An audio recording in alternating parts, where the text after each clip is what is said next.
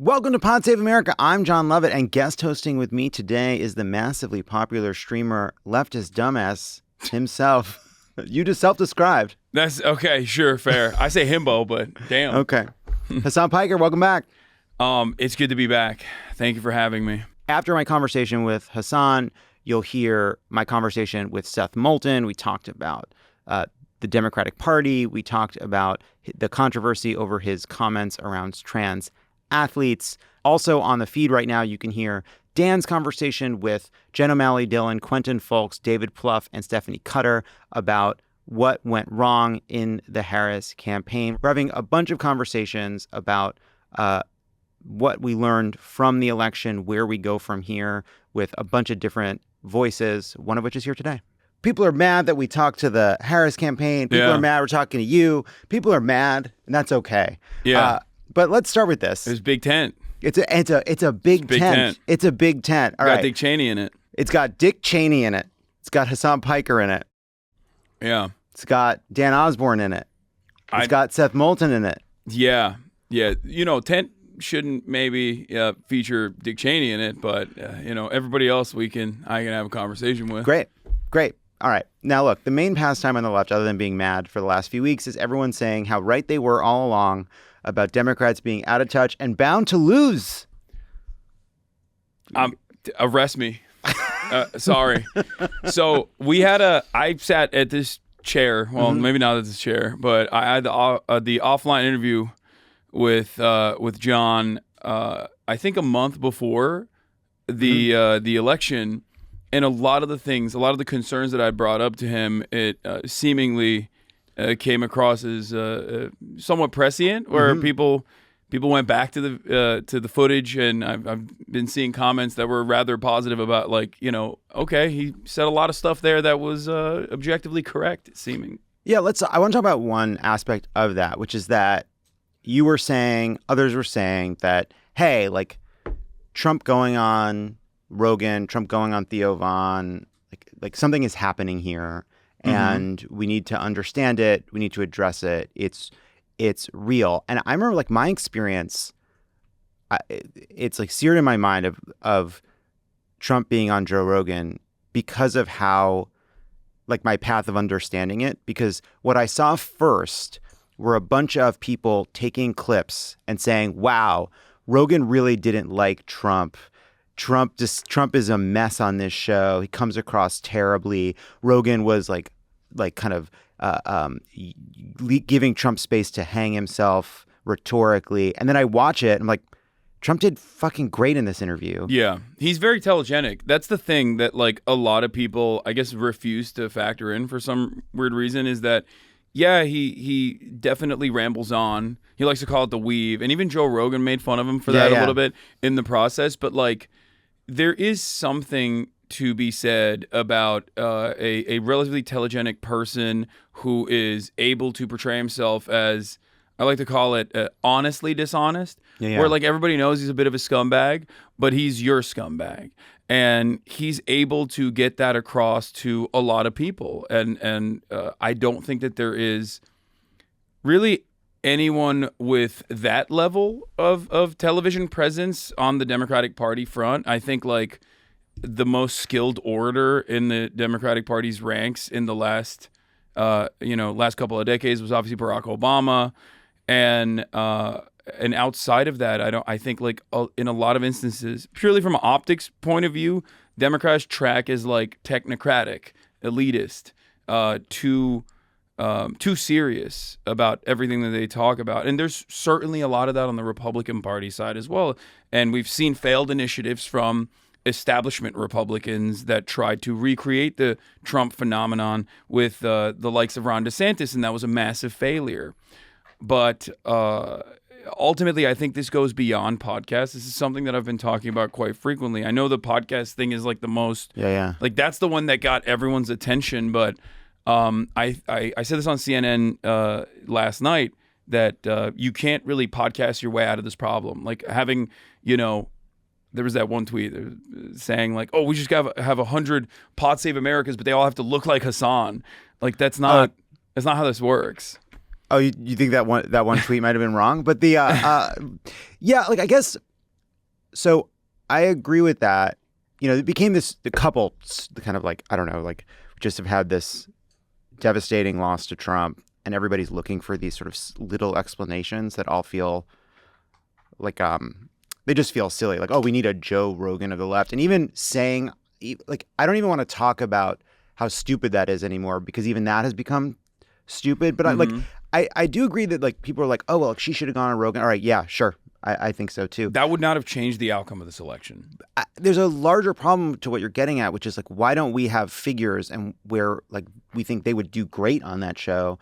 And why is someone like Joe Rogan now, who was 4 years ago open to Bernie, now suddenly open to Trump? Like that's the deeper problem. Like you look at like successful Democratic messengers or progressive messengers over the last like decades, and you think, all right, well, Bill Clinton obviously was successful and he like ran against the Democratic Party in some way. Barack Obama did the same thing. Bernie does the same thing. AOC does the same thing. I'm not talking about on policy. But you don't mean it like also in the same direction of running against? No, but running against the establishment in some way. And just saying, and the reason I connect them is because they all did something which is demonstrated that they were not part of the Democratic establishment, both like on policy and rhetorically, right? Like that's what they all did. And I'm just wondering like what, like the one place where like I know you like find, there's a place where there's like kind of an alignment of like the Seth Moulton critique of the Democratic Party and the lefty critique of the Democratic Party, which is just like, it's fucking annoying and like kind of, I don't know, like pedantic in some way. It's an incorrect interpretation, an incorrect autopsy to look back at a thing that the Democratic Party did not do at all and then say it's actually that reason. It's not anything that we did so far. It's not that we tack to the right over and over again, despite people like myself and many others saying like, don't do this. You're going to hemorrhage the base. You're going to hemorrhage the base of support. You are going to cut away at your turnout. You're going to cut across many different constituencies that you rely on to create an effective coalition.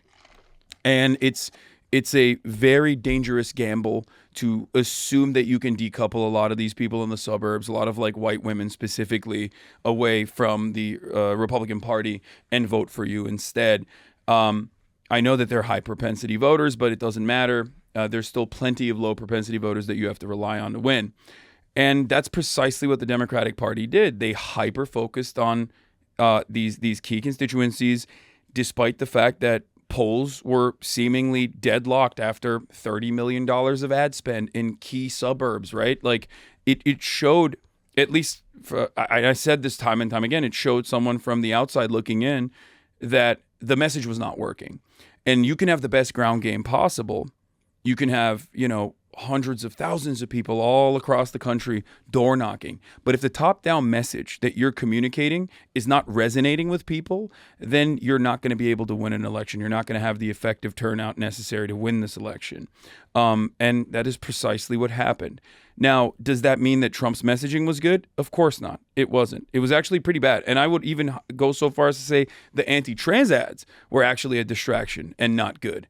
It was only effective in the DC bubble, I think, and the consultant bubble and the media class that saw those ads and were like, oh my God, this is an incredible ad. Like, they really ruined Kamala Harris. Kamala Harris had a silly answer to an ACLU questionnaire, okay? That just shows that she is not the most experienced politician. This was all the way back in, I believe, 2020, right? She literally had to drop out of the primary anyway at that time. That's one thing, okay? But that should not be a campaign killer. If you personally think that that's a campaign killer, then your campaign is weak. This message across the board should never be able to end a single campaign. Then Teflon Don is real. I mean, the man had the grab him by the pussy tape come out as the October surprise in 2016, and he still won. And since then, there's been a litany of different controversies, including but not limited to straight up undermining American democracy by doing January 6th. And yet people are still voting for him. And one must ask the question, why? And I think overall, the same exact problems that persisted in 2016 when the economy was seemingly very good, right? Especially as opposed to like the post-COVID economy and its recovery. People were still very frustrated with what was going on. The notion that in the wealthiest nation on earth, we have 600,000 people sleeping outside every night. The idea that we have the concept of medical bankruptcy is an insane phenomenon that doesn't exist in any other OECD nation. Like the fact that 40% of the American public don't, or 60% of the American public doesn't have $400 in emergency spending. Like these are all very real economic anxieties. I'm using that term specifically because it's one thing that people like to hyper focus on that creates volatility, that creates instability, and it creates a base of angry people. And if the Democratic Party is not addressing that anger and addressing their material problems and earnestly telling them, like, we're going to fix that shit, okay? And the other side is looking at that anger and saying, we're going to channel your anger. You have every right to be angry. And you know who you should be angry at? Those who have less than you. You know who you should be angry at? The working poor, the homeless people that are doing crimes left and right, black and brown people, undocumented migrants that are doing incredible amounts of crimes. They're killing hundreds of thousands of Americans, and trans people. And the Democratic Party only cares about those people and they don't care about you. And that message resonates with a base of support, not because they are intrinsically evil.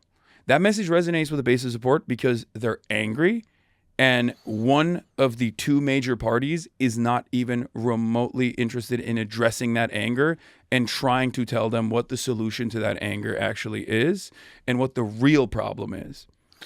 So I want to break that into kind of how we the Democratic brand, how we message and all, but also on the policy front. So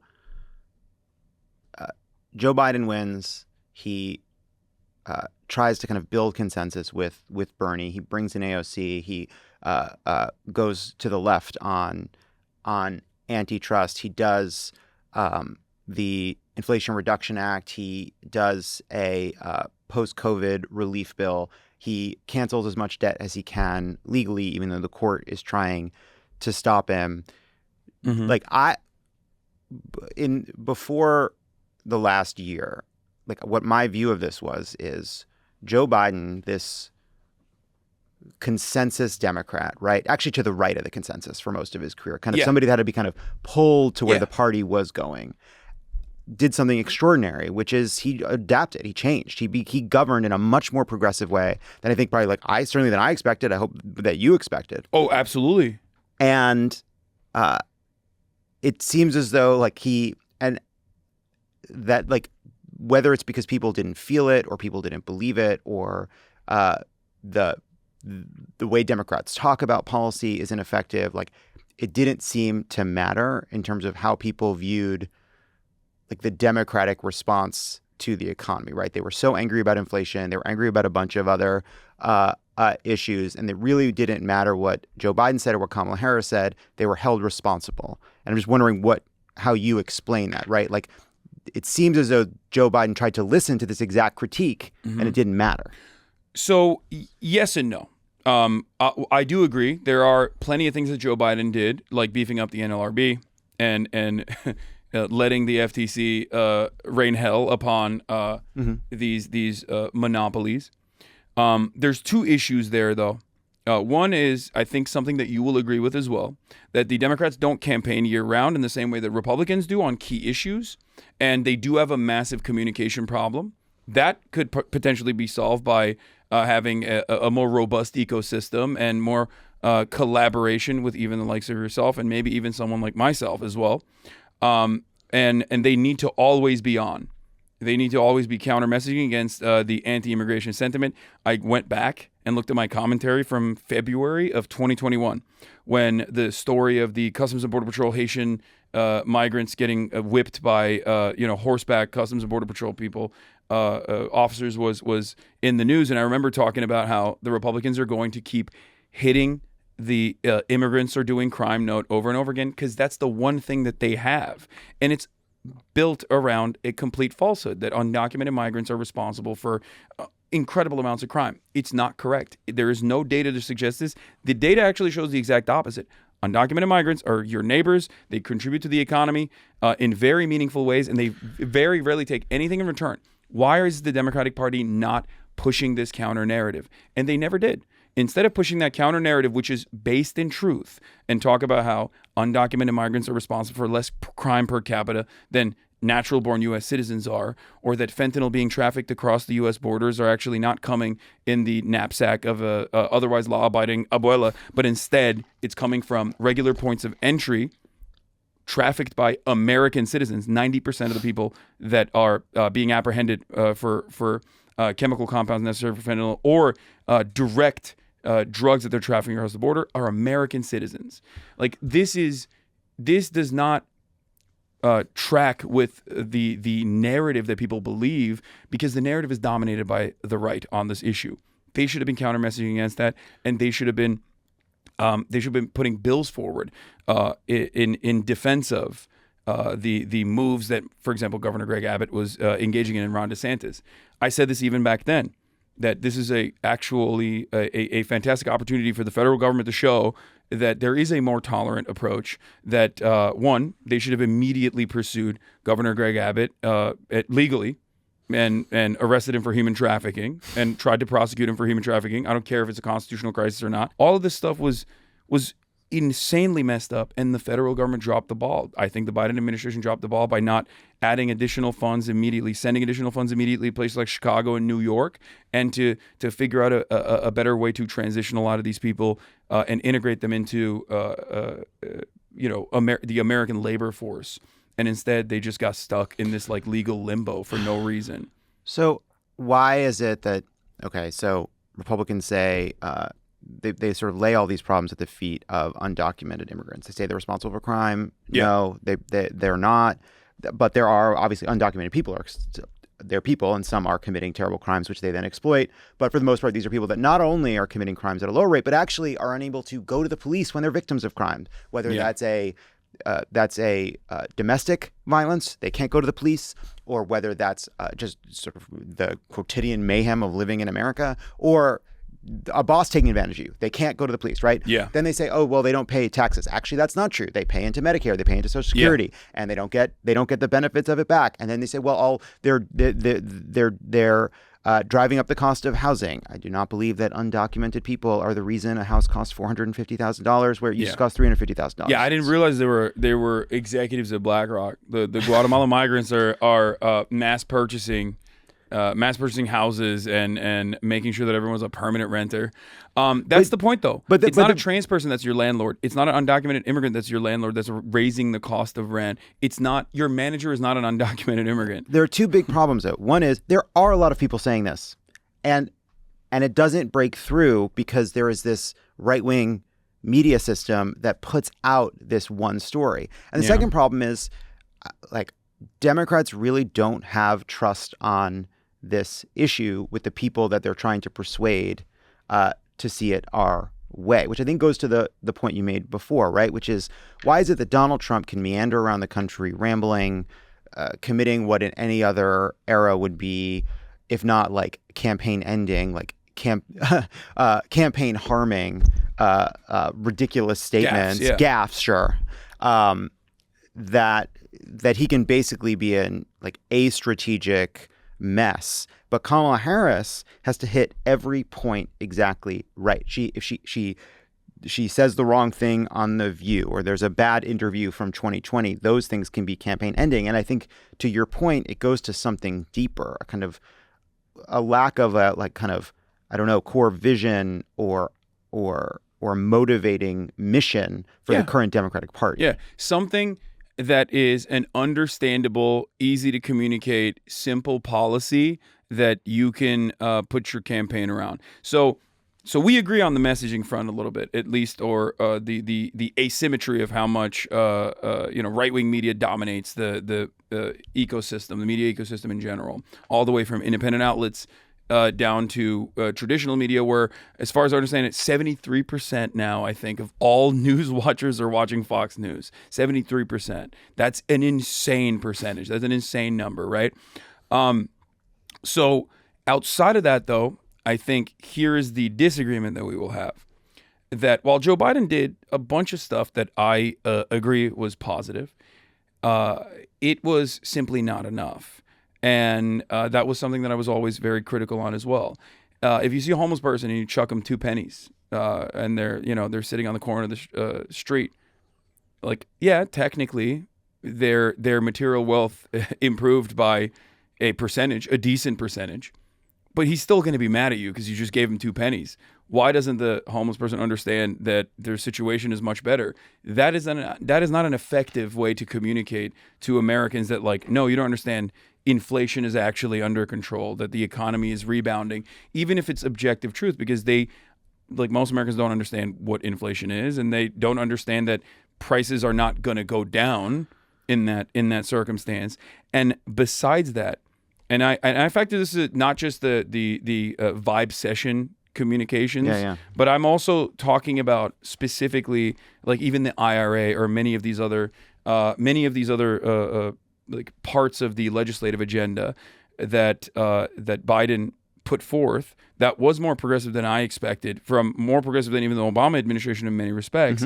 But one, they didn't do a good job of communicating any of those victories, in my opinion. They did not actually like go to the media regularly to show these victories and to showboat and gloat a little bit. Two, a lot of that was also held up in gridlock because we didn't whip votes well enough within our own party. And I think that there was a lot of punishments that should have been dished out to the likes of Joe Manchin and the likes of Kyrsten Sinema, rather than offering a Green senator an opportunity to be a prominent fixture of the Democratic Party.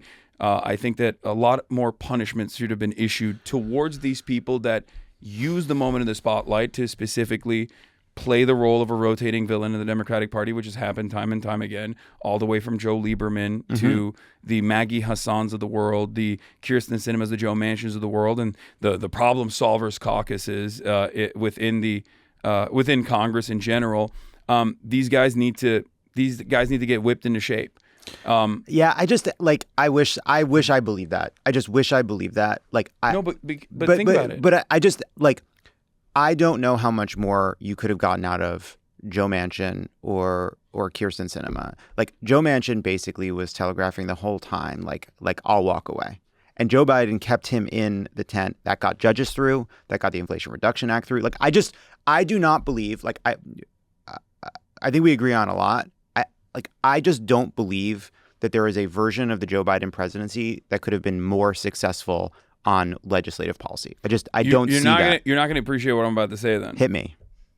Use the IRS and also the SEC and maybe even the FTC to investigate as to why Joe Manchin's brother owns a coal mine and whether there's a conflict of interest there.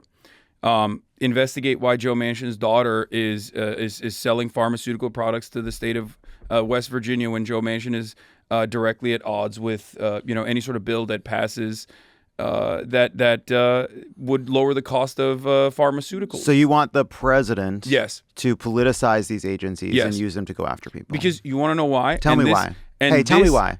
Because they're doing it at the behest of not only the American people, their interests, but they're also, and this is probably going to frustrate everyone in this audience, but here's the thing that I get very frustrated about. Wide range of listeners across a broad ideological spectrum. Here's what really frustrates me. What frustrates you?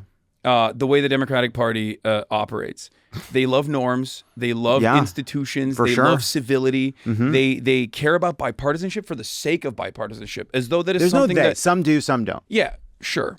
But for the most part, the broad communication coming out of the Democratic Party is that these are the things that they care about. These are the top line issues. We got to protect democracy. We got to preserve our institutions. The problem is, the other side doesn't give a shit about that. So I think I want a Democratic Party that fights for me and others who are marginalized, other people that desperately need help. And I know that the Republican Party is never going to do that.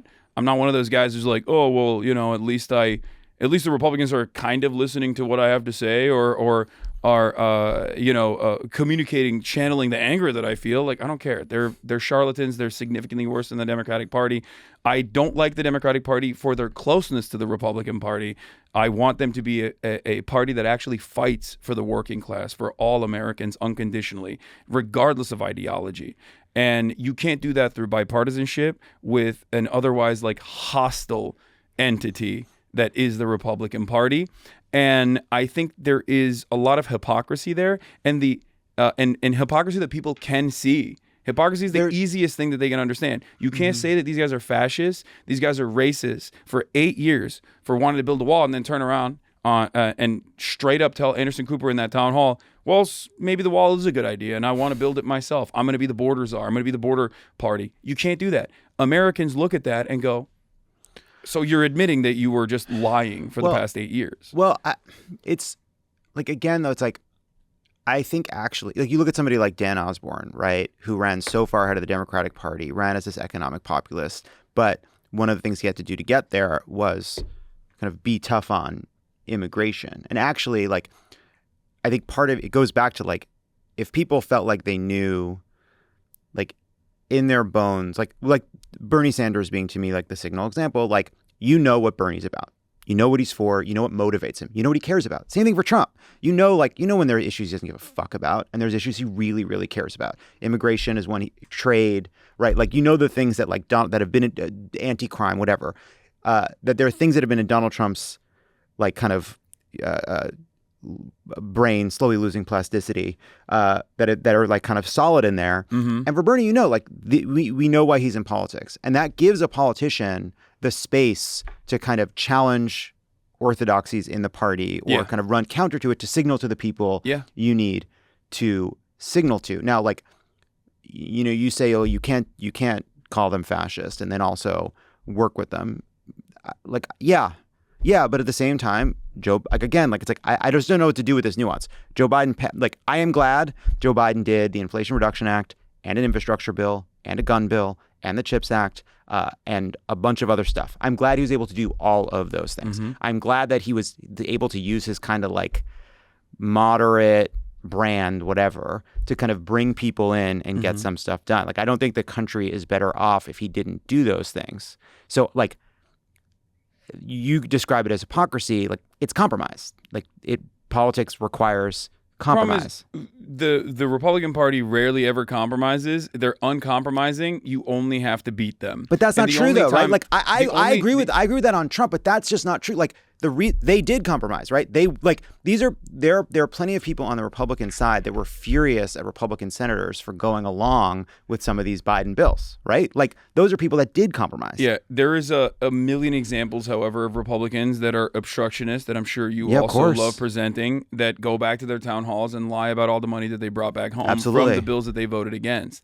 So ultimately, we now know that political polarization is set in a way that never really existed in American history until the last couple of decades, right? I think that parties originally were more geopolitically focused on their immediate needs, like statewide needs. So you saw this dramatic shift, and now the Republican Party, especially with Mitch McConnell, under the Obama administration, showcased that, like, permanent obstructionism is not punishable. And that gridlock is always considered the administrative party's problem. If there's any sort of gridlock, it's the fault of the leadership. And Americans hate gridlock. Yeah. That's kind of the reason why I was talking about Kyrsten Sinema and Joe Manchin, because that was a massive moment where, like, they actually ended up protecting the Republican Party because they were never going to vote for these bills anyway. And now the entire conversation was about, like, madness within the Democratic Party's caucuses. Like, oh, they can't get their ducks in a row, right? Like, that was genuinely frustrating to me, because it's like, if you would whip your votes immediately, then you could showcase that the Republican Party is standing in the way of progress. But that's just, like, that is legislative minutia. What is more important to talk about is broad, sweeping legislative changes, or a agenda that might even come across as bold and radical in the interest of the American working class. Joe Biden said he wanted to do the public option. Everybody knew that wasn't real. He never talked about it after. He used the public option. He slotted that in the primaries when the party was primed to the Bernie left, and everyone was, like, trying to communicate their own populist version of what Bernie was doing. And Joe Biden won the primaries and effectively tabled the discussion about healthcare. This is still a major problem, regardless. Like, yes, negotiating pharmaceutical prices and ensuring that insulin prices are capped at $35, which is now going to be looking like a Trump victory when he's in office. It doesn't matter. It's still good for the American people. So that's great. But like that is good, but that's not enough. Yeah. And I think that when you don't do that, when you have this very technocratic, third-way neoliberal approach, but you sprinkle in a little bit of like anti-corporate, anti-billionaire populism that Joe Biden certainly did, it's not, you're a rudderless ship. You're not communicating effectively like what you are about. And when you don't have a North Star that every single person can point to and say, this is what the party is about, your enemies can portray you as whatever they want. And that's why the anti-trans ads are even remotely effective, because you can make the Democratic Party look clownish and inconsistent and even silly and hyper-focused on whatever key issues there are, because one, they rarely ever focus on universality in programs. Everything has to be means tested, which I think is both on the policy front and on the politics front garbage.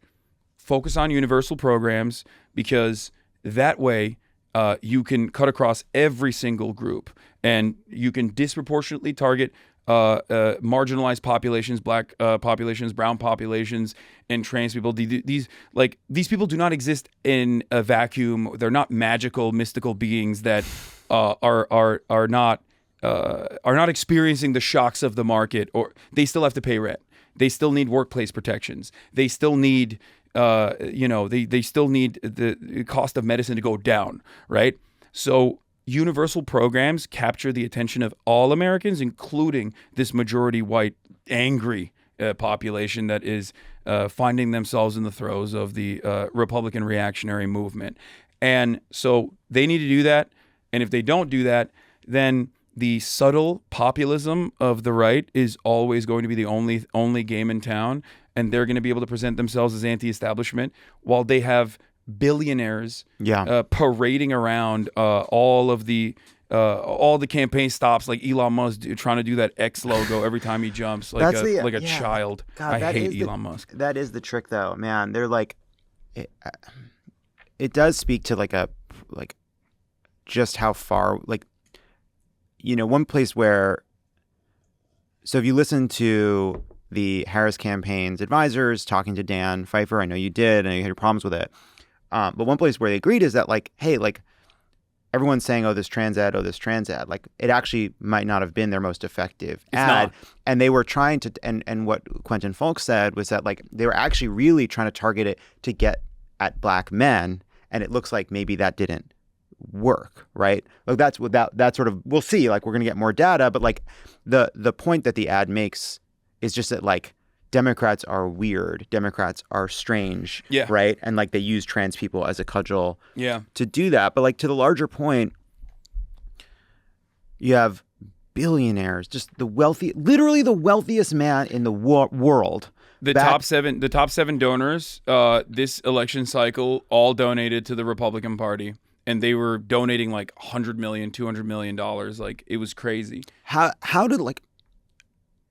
do you think about the fact that in right-wing media right now, and like right-wing adjacent media, they are managing to be both the party of the wealthiest sort of oligarchs in the world and the kind of traditional moral set trying to impose a specific way of living on people, and anti-establishment, kind of rebellious politics? It's Nazi Germany, straight up. It's just pure fascism. That's all this is.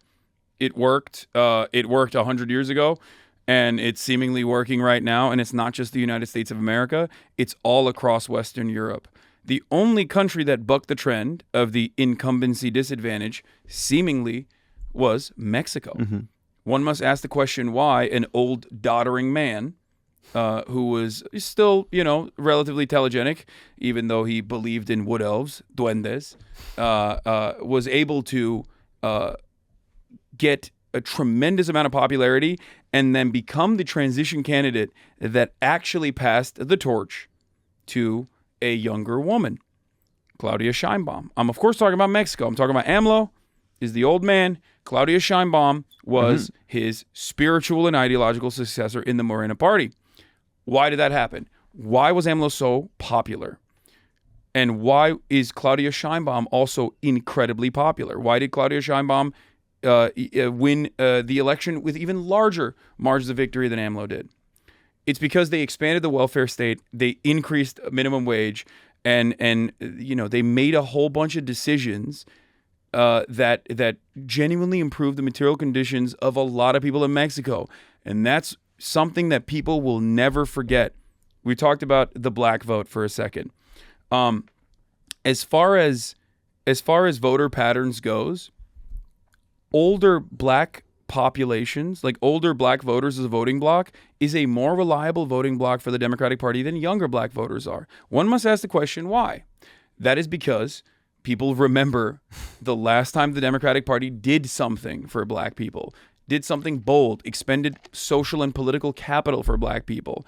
And that is something that people do not forget. If you give people things, they will not forget that. That's why there was a lot of dummies who thought, oh, Trump's back, we're going to get some stimmy checks. It's not going to happen, but they still remember that because they think, oh, yeah, Trump gave us stimmy checks. I mean, well, Joe Biden expanded. I mean, I know. And by the way, I'm not pushing back on any of this because I don't agree with the sentiment. I am trying in the weeks after this election to just question these sort of statements, because then it's like, well, Joe Biden expanded the child tax credit, made a huge difference for millions of children.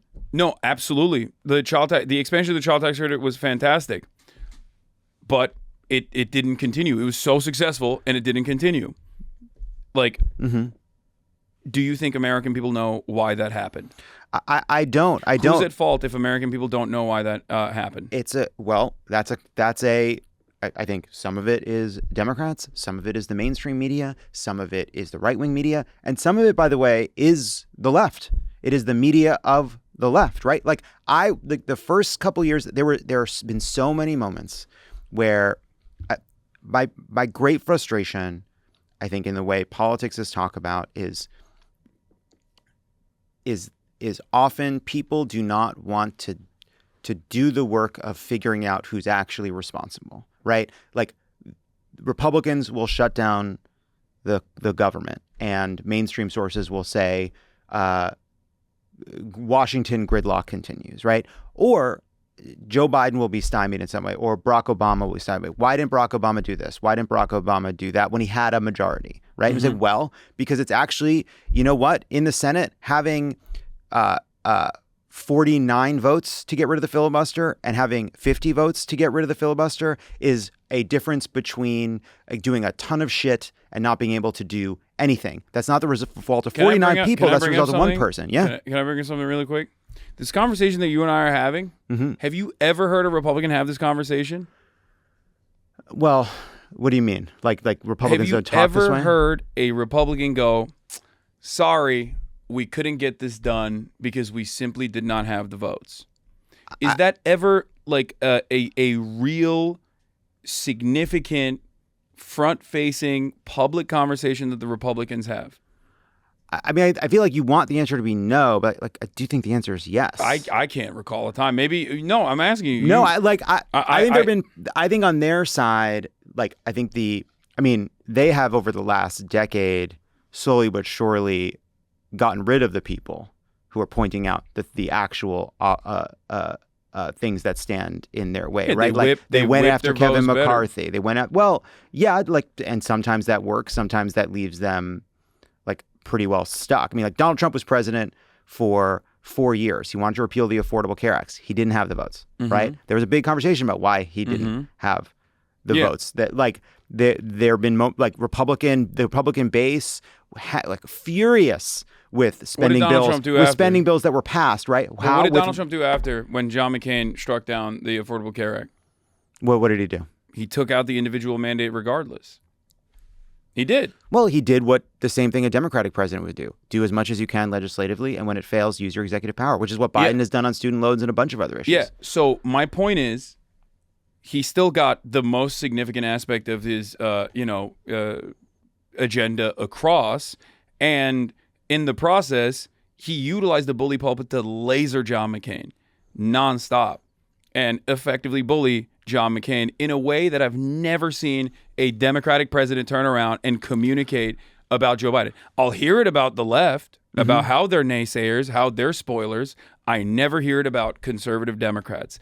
And I think it's the coalition. We talk about that. It's the coalition that you want to have, is my point. And I think Democrats, win or lose, want to win by their own like established policies and the way that they want to win, and they're willing to lose if necessary, as long as they still maintain the overarching attitude that they have. I just think that is, or maybe they're just bad and wrong. Well, I just think that I think people need to be persuaded. Like David Plouffe talking to Pfeiffer yesterday. He's like, look, you go to a swing state, you got a certain percentage of liberals and progressives, you got a certain percentage of conservatives, and you got this vast swath of moderates. You need them.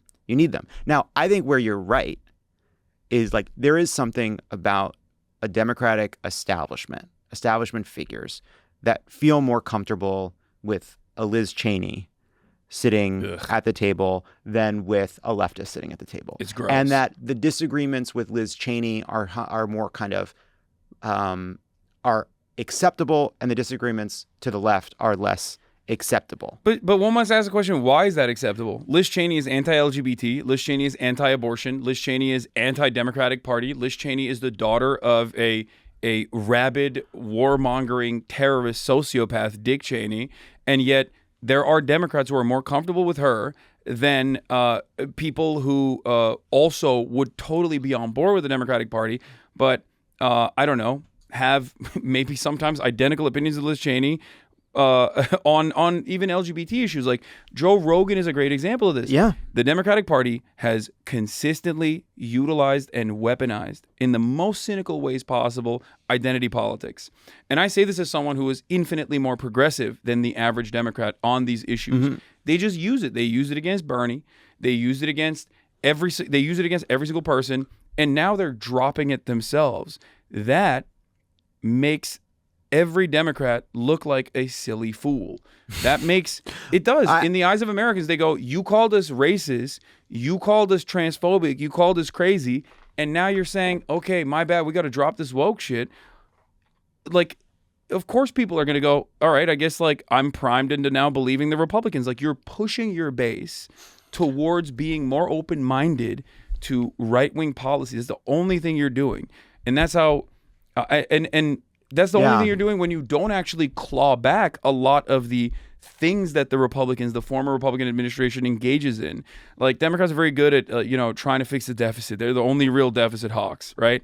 Republicans certainly don't care. They only use it as a weapon to wield to communicate against the Democratic agenda. But outside of that, like on foreign policy, Joe Biden said he was going to be an effective foreign policy leader.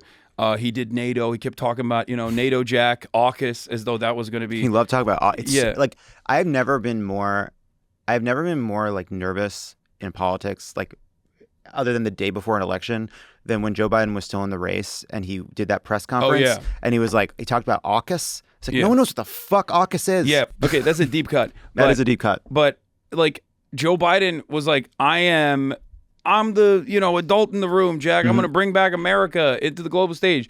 The way that the American public sees that is like there's a war in Ukraine, right? And that's not even Joe Biden's fault. Like I understand that. That's Vladimir Putin decided I'm going to do the insane thing. I'm going to invade Ukraine. That's psychotic, right? But the way that people see it, they're like, why are we giving money to Ukraine when we're not fixing the potholes? Why are we giving money to Ukraine when the ISPs suck here? What the hell's going on? Why are we giving money to Ukraine where we don't have healthcare? We have homeless people everywhere. And then on top of that, they see that instability as like something that is Joe Biden's fault. Fair or unfair, doesn't matter. They attribute it to Joe Biden.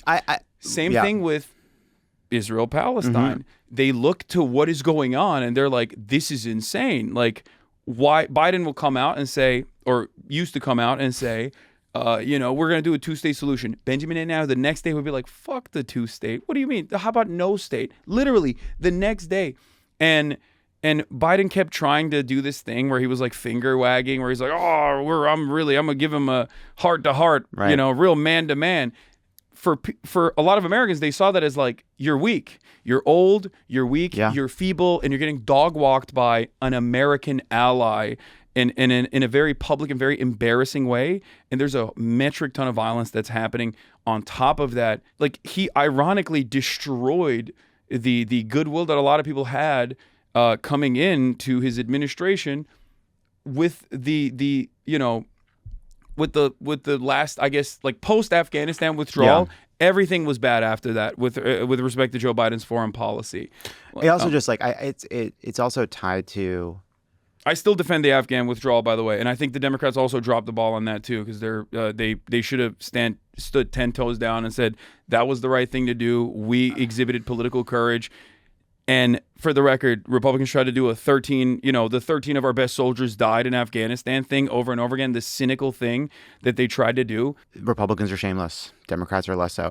No, they should be shameless. I'm describing what the issue is. Yeah, I mean, part of this though too, huge policy problem in how the Biden administration has responded to the war in Gaza, but on that issue. On a bunch of foreign policy issues, a bunch of domestic issues. Some of the problem has been Joe Biden gave a State of the Union, which was good. And everyone's like, okay. That's what happened, right? Okay. But other than that, he has been such an ineffective communicator and it has gotten so much worse over the last year. Yeah, because he's old as fuck. I know. But like, we're in this moment where we're like kind of trying to like, what went wrong? What about this? What about that? People are so mad. Like the people are they're like the answers that Kamala's advisors gave were unsatisfying. Yeah, they are unsatisfying. But so much of this is just like there was a giant anti-incumbent fervor around the world. Joe Biden was completely unable to articulate a defense of his policies, right? Like the fact that there is inflation and people are mad about inflation is not a reason alone. That explains that can explain why we lost if you accept that we had no agency in competing against that argument. But like Joe Biden certainly had just could not communicate effectively. I think you'll see what happens when someone effectively bullies corporations, regardless of being a right-wing Republican, in the upcoming Trump administration. Things are going to get significantly worse for every single person, including the people that voted for Donald Trump. One of the funniest aspects of the tariffs conversation that's happening right now is that Donald Trump is going to implement broad tariffs on 45% of all trade that comes in and out of the United States of America. Mexico, Canada, and China comprise 45% of all trade. He wants to tariff every single one. Tariffs are obviously an entry fee that like the American corporations are going to be paying. None of the countries are going to be paying for these tariffs. It's a policy that's going to destroy drop shippers, which overwhelmingly vote for Donald Trump, and the Trump merchandise industry. So that's pretty funny. But having said that, it's going to be devastating for the economy. Now, what do I think Trump will do in the process? He'll obviously use tariffs to basically get corporations and industries and sector leaders on board with his agenda. So when he says jump, they say how high, or I'm going to slap you with tariffs and it's going to actually punish you. It's going to hurt your bottom line. And I think that's part of the reason why they're going to do that. The other reason is it's a regressive tax. It's a broad sales tax on all consumers that disproportionately affects the working poor. And Republicans love that shit. But he also, at times, I think, will just, institute the Defense Production Act or something. Like, we'll see it. We kind of saw it in COVID as well when it was a necessity. But that's the thing. Like, the American government is powerful. All governments are powerful, but the American government is especially powerful. It's the wealthiest nation on the planet. And the way that it runs is basically, it's like 50 companies in a trench coat. We are working at the behest of corporations. We feed them with our tax dollars that turn into subsidies for them. They utilize those subsidies to, I guess, lower production costs, but then they use that to increase their profit margins and engage in what used to be illegal pre-Ronald Reagan, stock buybacks and the like, market manipulation of all different sorts. And we're constantly deregulating the economy. And I think that it's not just about having like a populist message. It's about actually implementing said populist message and show who your real enemies are. Like, not be afraid to say, these people are fucking your life up.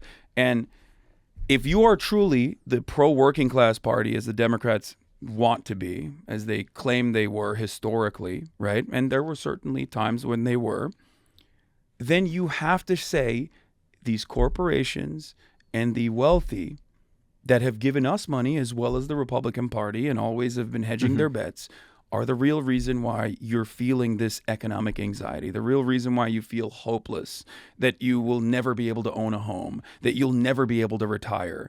And the Republicans are always in defense of them. They will distract you with lies. They will say your fellow neighbors, your God-fearing Christian, Muslim, whatever, Jewish neighbors are your enemy, when in fact, we know what the problem is. So we're going to bring them to heel.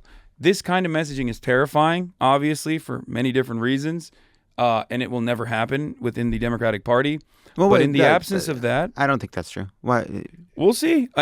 No, I think you'll just get focus grouped messaging and means testing about the opportunity economy, which Kamala Harris presented at a time when people were, when wage growth had never actually caught up to the cost of living and cost of housing. Yeah, which, by the way, is like you need to be.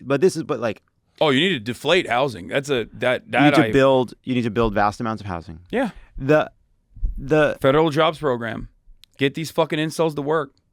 Well, we got to get these incels to work. No, get them to work. Give them whether they like it or not, they're going to get good, well-paying jobs with good benefits. They're going to get socialized medicine. Got to put the incels to work. They're going to work. None of this neat stuff anymore. They can't be online all the time. They're too online. It's your business. Now you're coming after your own business. It's fine. I'm happy for it. I would drop everything if we got universal health care and a federal jobs program and we're building public housing all around the country. That's fine. There's a place where the left, the online left and the online right meets, and it kind of meets a little bit at people who think RFK has some good ideas. a little bit. What do you think? What do you like? What is the appeal there? Cranks. Just cranks? Yeah, anti-establishment cranks. There's a lot of them. There's the Tulsi Gabbard constituency, which is like marginal. It's not all that significant.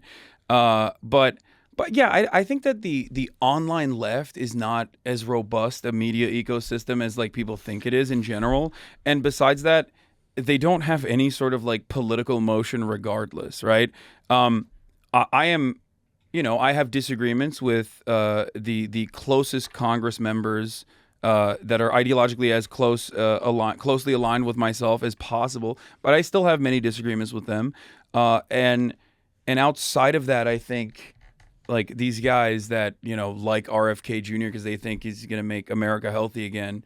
They're just they just like the crank stuff. Yeah, that's what it is. I mean, you talked to. Like when I'm really like 4 years, or I guess 8 years ago, Jesus.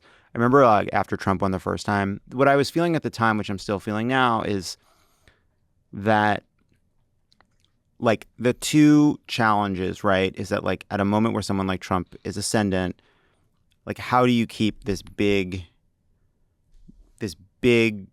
left together, this big tent together from, yes, it includes the kind of pro-democracy, anti-Trump right, runs all the way to the far left and leftists.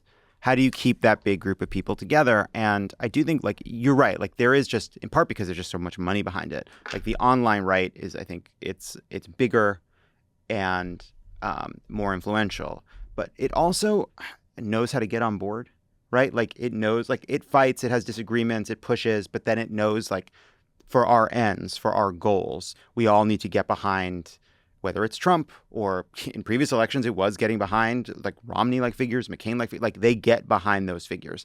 And sometimes it feels like on the left, there's no moment at which we say, all right, we've had the fight, we've had the debate, we disagree on a whole bunch of stuff. Hey, everybody, we're going to get together. We're going to make sure that we stop Donald Trump. We elect Joe Biden as much as we elect Kamala Harris. Like that moment doesn't come. And like, I'm not saying that Democrats in power aren't in part responsible for that. I think part of what we need to do is figure out a politics that brings people in. But it does require it does, like, everyone is responsible. Yeah, I think just as I was very critical of Bernie Sanders' campaign, despite, still loving Bernie, because he was nowhere near as aggressive as he could have been in the primaries, and it, definitely should have probably gone on more like independent media route in a similar vein to Donald Trump.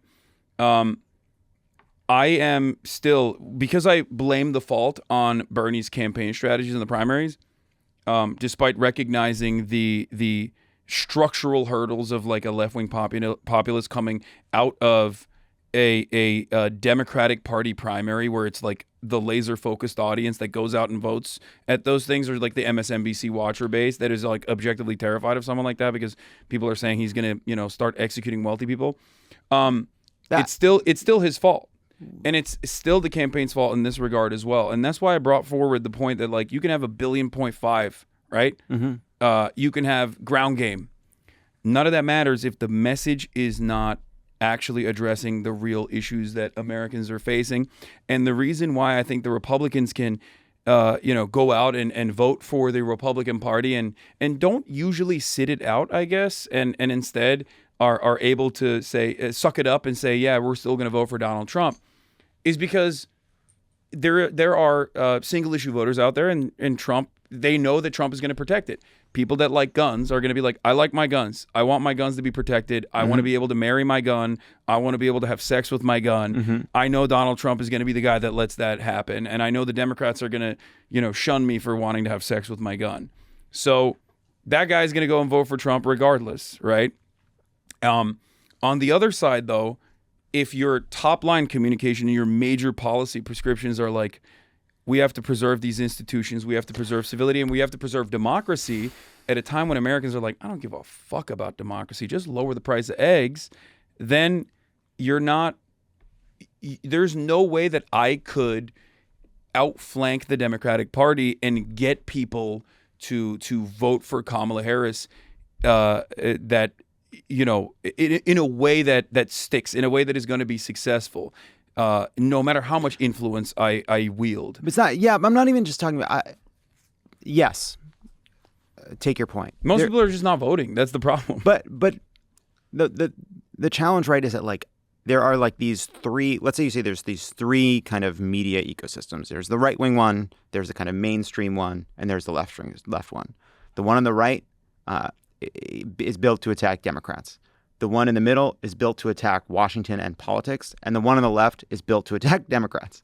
It is. I mean, like, I think they're trying to pressure Democrats to be a more moral and just version of itself. I think I probably spend more time shitting on the Republican Party than the Democratic Party, but yeah, But I'm saying when we're talking about, like, when the right is talking, when right-wing media, it is trying to be a team player. And it is attacking Democrats and supporting Republicans. The middle is attacking both, and the left is attacking Democrats and Republicans. There is no place, right? There is no, like, big kind of fun, exciting media environment outside of, I guess, fucking this table, where, like, you have a lot of people that are, like, critical of the Democratic Party, annoyed by the same things we're talking about, but ultimately it's just like, we got to win and we have to get behind these people. Yeah.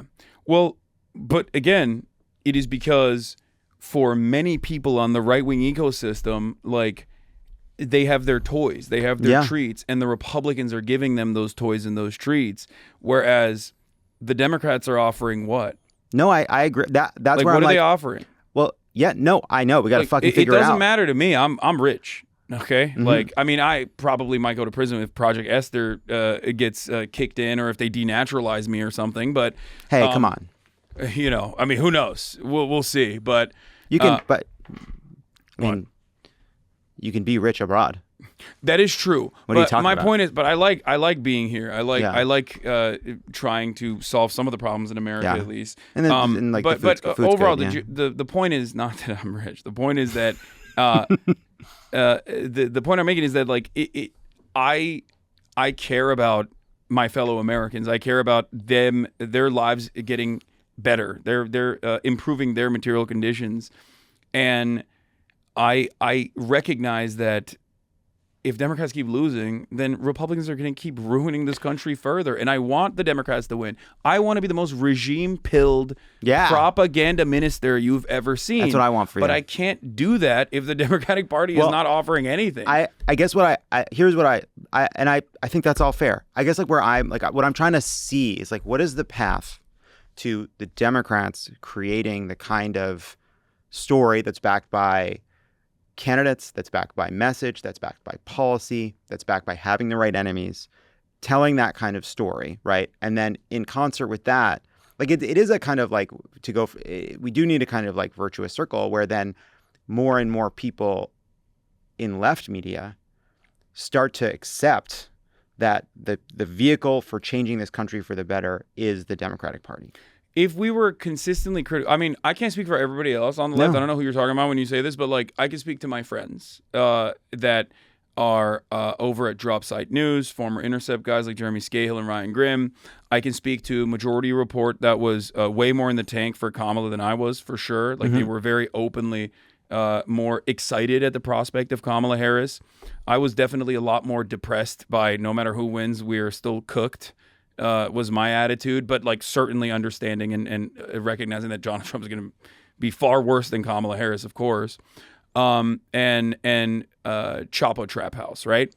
So these are some of the largest media companies out there on the left, right, outside of the orbit of the Democratic Party. Every single one of these outlets, myself included, talked more about the Biden administration's accomplishments with the NLRB, with Lena Khan at the FTC, with like trust busting, and numerous other accomplishments that the Democratic Party actually brought forward than they did, and it didn't matter. My point is, we always defended the Afghan withdrawal unconditionally. You never saw that you barely saw that on MSNBC. We always defended that. We always defended Lena Khan. We always defended the NLRB. We always defended the symbolic move that Joe Biden made when he went to the UAW picket line. We didn't forget that. We talked about that. It didn't matter. It's not enough, especially when there's so much that Joe Biden did, I think, outside of the economic pressures that Americans were experiencing that was certainly going to play a pivotal role in the election. But there's so much that he did in the month of October in 2023 that just completely wiped that made it impossible to defend him because it became the major focus of a lot of people. And there's nothing you can do in that moment when people are, seeing exactly what's going on and getting frustrated. He unveiled the right-wing immigration bill on October 5th, 2023. If I might be getting the date wrong, but it was like literally 2 days before October 7th. He did that, and then October 7th happened, and he went and he bear hugged Netanyahu and kept giving, unlimited weapons to Israel over and over again, never restraining Israel. Everybody knew exactly what was going to happen. It had happened before, and it was going to be much worse. And yet, no restraint whatsoever. And it has, I think, diminished America's soft power capabilities on the global stage further. It has eroded America's influence and soft power capabilities in the Western world. Obviously, the global South already knew what was up. They've always known. But they have no power. They have no voice. It doesn't matter. But the populations in Western Europe recognizing what was going on and actually starting to protest against it, I mean, that's different. I'm saying this as someone who's been an advocate for Palestinian emancipation for the past 10 years publicly. I've never seen this groundswell of this massive sea change, this attitude shift in such a dramatic fashion over the course of the last 12 months, and they did not address that at all. And instead, they hugged and kissed neocons and talked about, even in the VP debate, like Israel having the nuclear first strike capability. What an insane conversation we're having after 12 months of genocide. Like that's, Americans fancy themselves to be peaceful people. It's a lie. America's foreign interventions are anything but peaceful. And but even then, the media ecosystem usually just shelters Americans from the genuine devastating impact of America's actions globally. But for that reason, Americans can at least feel like they're peaceful doves, which is why Donald Trump, despite never being a peaceful dove, was able to effectively communicate that he was actually anti-Iraq war against Hillary Clinton in 2016, which was a resilient message that actually showcased him as more moderate than Hillary Clinton in the eyes of many Americans. He did 4 years of no peaceful dove shit whatsoever, and then he turned around and after October 7 was still able to effectively outflank the Democrats on this issue, despite the fact that he got $100 million from Miriam Adelson, Sheldon Adelson's wife, to potentially annex the West Bank and put rabid evangelical freaks like Mike Huckabee as the Israeli ambassador. Like, these guys are insane. It's why it's very heartbreaking for me too. Look, I think one of the reasons people will be mad that you're on the show is because you're like a proud anti-Zionist, right? Like you said that. I've gotten shit for I thought you saying. were going to say anti-Semite. I was like, damn. Joining us today, anti-Semite dumbass. Yeah. No, but like I actually like a couple like 2 or 3 years ago, I said on Pod Save America like that I described myself as a Zionist, which got people upset too. But what I said then and what I still say now is, and I actually had the same conversation with Bernie, is like you ought to denounce the destruction and death in Gaza. You ought to denounce the moral abomination that is taking over the West Bank on its own terms, because it is morally reprehensible. Yeah. It is despicable. It is these are war crimes being committed against innocent Palestinians who are paying with their lives for the crimes of Hamas.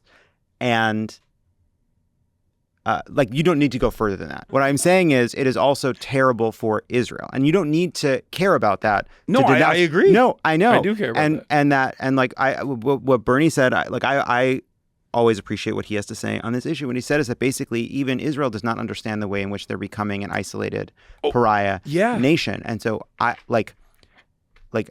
people will be mad to have someone who is a self-proclaimed anti-Zionist on this show, but like, I am someone who has called himself a Zionist, and I am against this because I believe it doesn't serve Israel's interest either. And that to me is what is so devastating about the outcome of this election, in part because of policy, in part because Joe Biden is such an kind of incomprehensible messenger on one of the most delicate and contentious topics in American politics. We now have Donald Trump, who is able to allied what his actual views would be on this issue. And we have seen what happens in Israel when you have someone like Trump in power at a moment of crisis. And now there is Trump back in office here. And if you are concerned about the lives of Palestinians, if you're concerned about continuing instability and violence and death in that region, this election has just made everything so much fucking worse. American foreign policy being so uniparty on this issue is genuinely frustrating, and it's genuinely damaging for Israel, because we recognize how our fellow Americans are becoming more reactionary every single day, especially with this new Trump election. You see people that formerly maybe had different opinions go, you know what, maybe it is good to deport 20 million people violently by utilizing the military potentially. This is something that the Donald Trump administration has said they're going to do. Well, at the very least, even if people don't believe that'll happen or didn't understand, like, these things are not like the expectation that Donald Trump taking all of these extreme positions would be enough. That just wasn't true. Yeah. So I what I'm trying to explain here is that before you know it, people can succumb to reactionary feelings and reactionary sentiment and find themselves in the throes of fascist ideology without even recognizing it. Mm-hmm. And I think examining that is important in an academic setting. And that's why we have Holocaust studies, right? That's why we have genocide studies as an entire field, to specifically understand exactly how Nazi Germany got to that position, or fascist Italy got to the position that it got to. And I think that, you know, you might even disagree with me on this, but like, that's where Israel is. That's where Israel is at right now. They have become an incredibly angry culture, an incredibly angry country that has succumbed, especially since the assassination of Yitzhak Rabin, who wasn't exactly a great guy for Palestinians either. I mean, he was known as the guy who deliberately tasked the Israeli security forces in breaking the hands of children for stone throwing, right, in the first Intifada.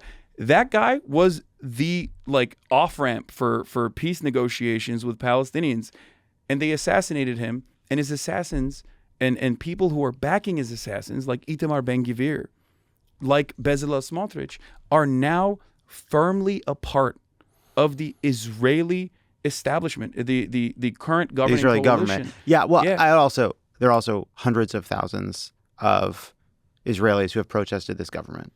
Yeah, for different reasons, but for sure. Yes, and again, I just think it's important. Yes, Israel is responsible for Israel's actions, but we do need to separate Benjamin Netanyahu and his conduct from the Israeli people. In the same, that doesn't mean they're not responsible in the same way that America is not George W. Bush, right? But America is responsible for what George W. Bush when he is in command of our armed forces. Yeah, but we understand that distinction. Of course. The problem is you have to also look at the Overton window, though, in any society, in any culture, in any country, right? And I think that, and I come from, I'm Turkish. I come from a country with conscription. I understand what ultranationalism is. I've lived through it. I've experienced it.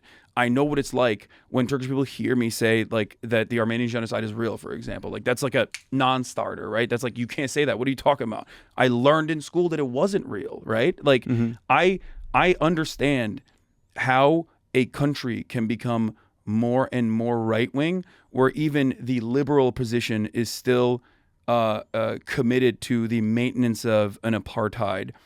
And I think that is where we're at with Israel, and we have to restrain Israel as we are the number one partner of Israel, whether it be the weapons that we give to Israel, whether it be the financial support that we give to Israel, or whether it be the trade partnership that we have, or the financial partnership that we have with Israeli companies.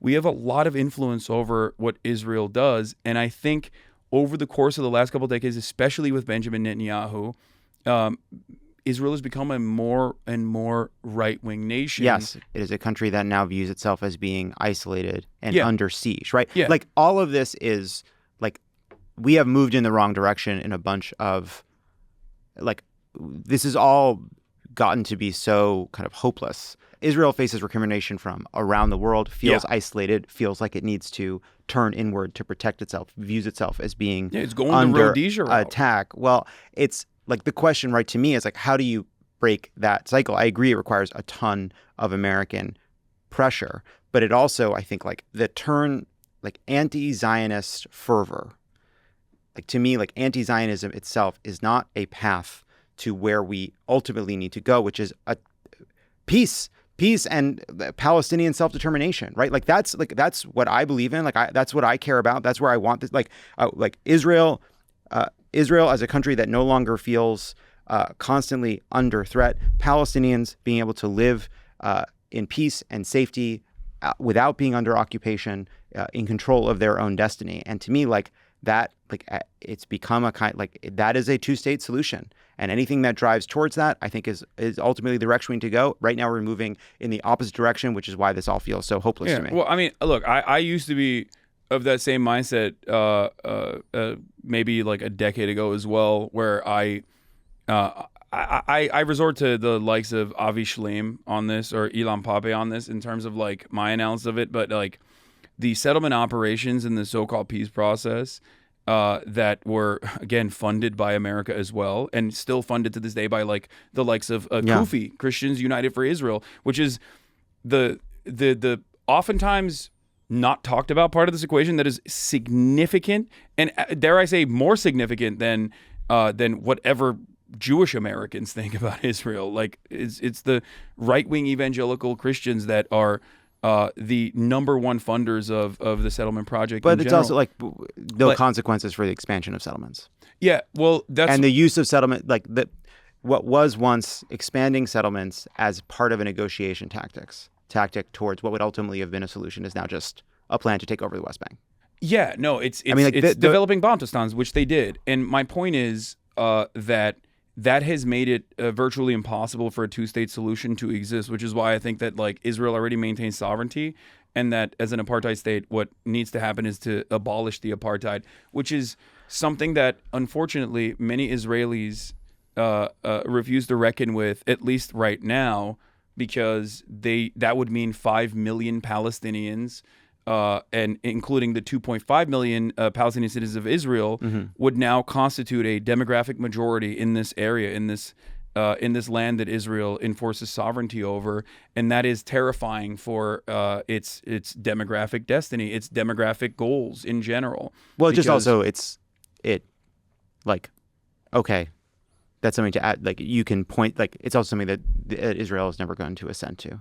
No, I understand that, which is why I think like the pressure campaigns, albeit minimal, but the change in attitude and the way that like a lot of people see this dynamic is significant, and I think that inevitably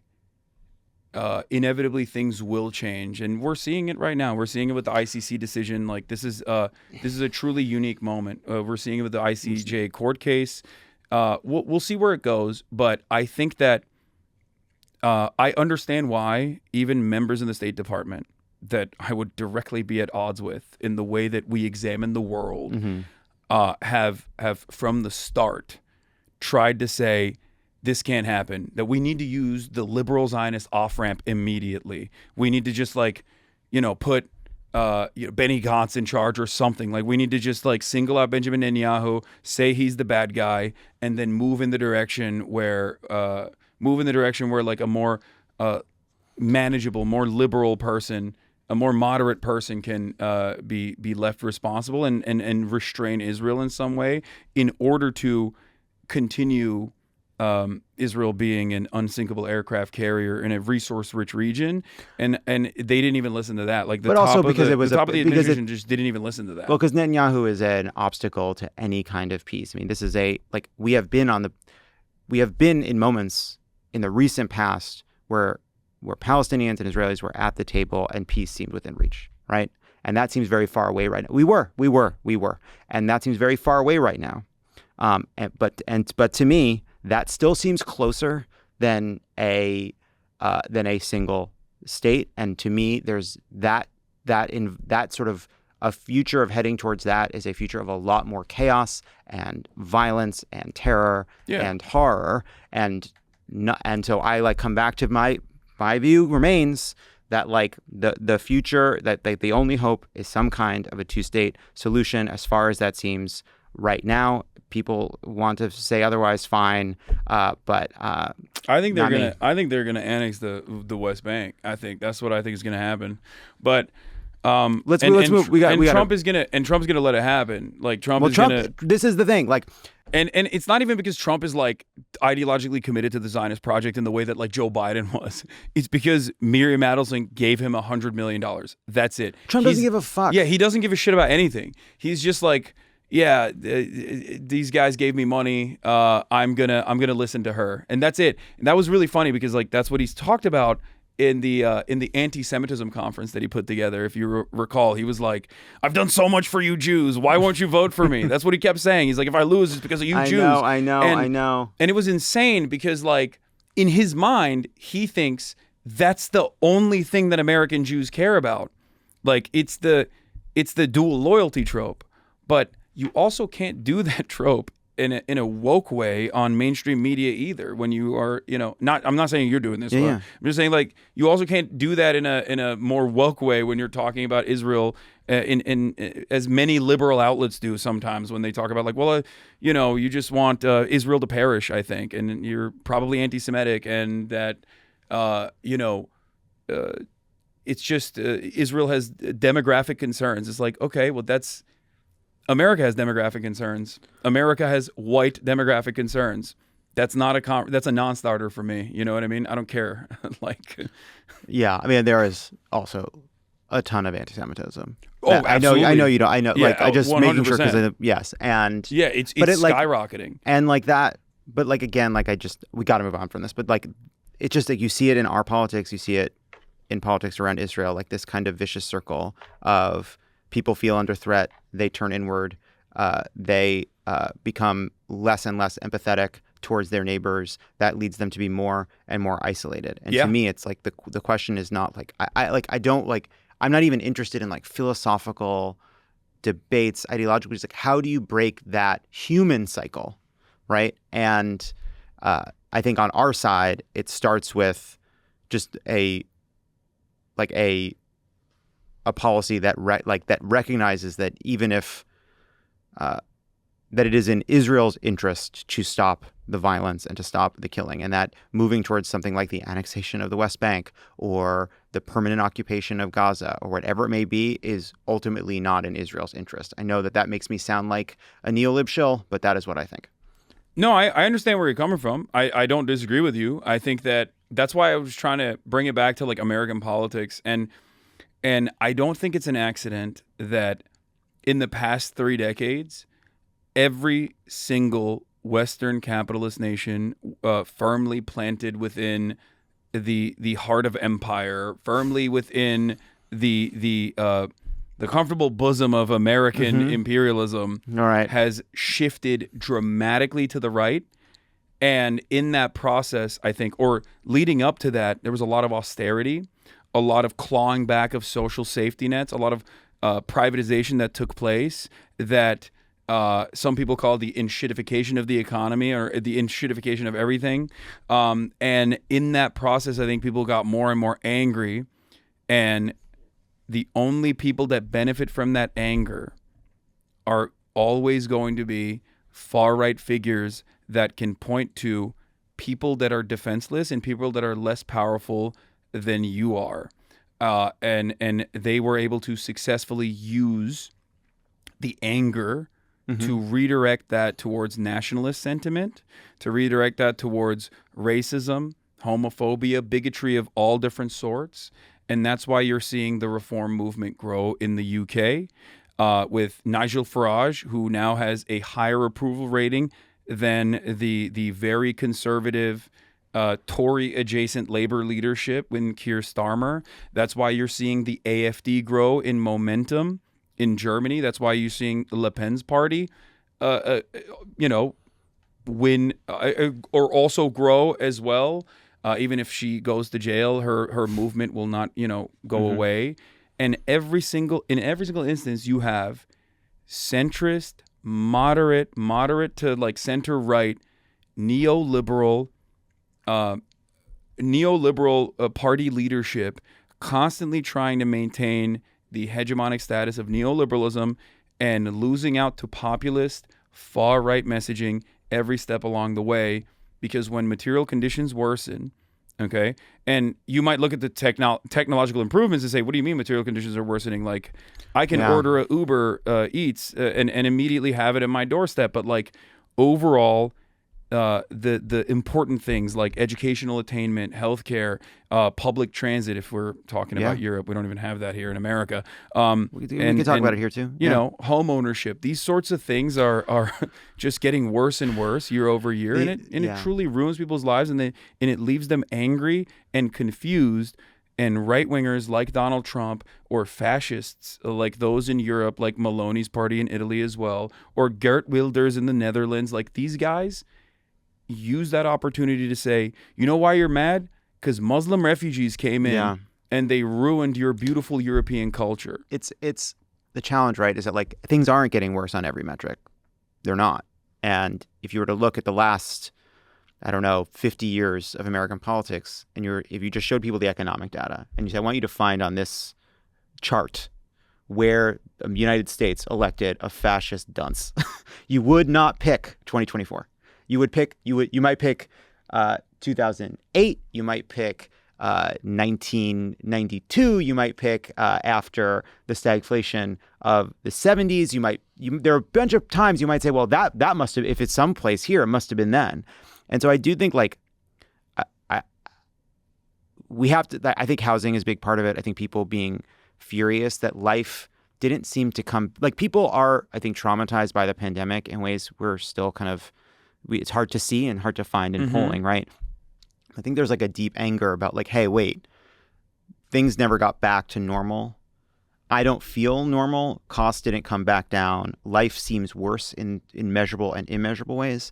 And I do think part of it is like, yes, it's material, but it's also, I think, spiritual. It is. There is something. I think that there was a bargain people were making when all the restaurants where they knew the owners closed and they were replaced by fucking Panera Breads and Subways and chains. And when their supermarkets became chains and the Walmarts came in, right? And people like to blame Walmart, but Walmart is both a symptom and a cause, right? I think like there was a bargain people made. And the bargain was, I'm going to give up on like the kind of dignity and community and sense of place and belonging that I used to experience in my town for this cheap stuff. Yeah, but treats. it better be fucking cheap. Yeah, and it's treats. not. But I think people are very bad at understanding what they want. And people, I do think that there's this collective feeling of like, hey, we traded something away to these corporations. And some of it we did unwillingly, some of it we did willingly, but we're not happy with the outcome. And I do think that that's about community. I do think that's about meaning. Yeah, what you're describing, you're describing alienation, but yeah, I am. But like, but that is a big part of it. But in the Marxian sense, not like alienation in the normal understanding of it. But like, yes, you're right. Americans feel isolated. Everyone feels isolated. Everyone feels alienated. They feel alienated from their labor, and besides that, there is no sense of identity. And I talk about this quite frequently. Actually, our consumption is the only marker for identity. Yeah, even guns is a very important political identity for a lot of Americans. That's consumption. That's no different than an expensive Gucci bag. Okay, it's actually more expensive in many instances, and the culture that surrounds it is still ultimately at the point of consumption. And when there is a hurdle in front of that, whether it's cost or because you just simply can't go and buy it at the store or whatever during COVID and the lockdowns, everything falls apart because we're a very fragile nation that is built on this idea that like, as long as I get shit for cheap, I'm fine. I don't really care. As long as the cost of eggs will go down, 20 cents or $1, I don't care if 20 million migrants get deported, is the calculation that some people made. And many people said it's not going to happen anyway. Now, there is the other side of this story. But that's why I want to hear the other side. But I just want to just the other side is what I was trying to say is this is what Kamala Harris did wrong, in my opinion. She could have gone up there and said, "I am going to arrest the Walton family," and if she was able to successfully say, "I'm going to arrest the Walton family," and they're going to stand trial, okay, in a military tribunal, sure. And that is going to make egg prices $5 cheaper. Eggs are going to be 10 cents again. Americans would have voted for that. That's my point. So you don't have to go that crazy, obviously. No, I know. Well, I guess it's just like this to me. Like these are the twin problems of dealing with a fascist threat. One is keeping a big, fractious, progressive, small L liberal movement together. The other is how you defend the value of institutions that don't do that. And like I know you're being. I'm being hyperbolic. I'm exaggerating. I know you are. I think that for far too long, deregulation and unconditionally supporting corporations, and even having what you just described as like the formative opinion on antitrust. Like as long as the consumer is happy, as long as the prices are low, we don't care if you monopolize. But that's the right's view. I mean, we like Democrats are now fight. Like no, but some of this is like we're fighting back on that stuff. No, but so that was the right's view, but that was kind of uniparty for a very long time. At least since the 90s. I think but this is I think conservatives had an ideological view of this. Yeah. The Bork view of this. They came in and they said antitrust doesn't mean what it says in the law. It doesn't mean what it says in people's experience of what a monopoly does. It's this one specific definition, which makes it really hard to stop mergers. Yeah. And Democrats said, wait, hold on. Like kind of Democrats just didn't have a strong view on this. It just wasn't a motivating. It wasn't. I know, but why didn't they? Well, I think there wasn't.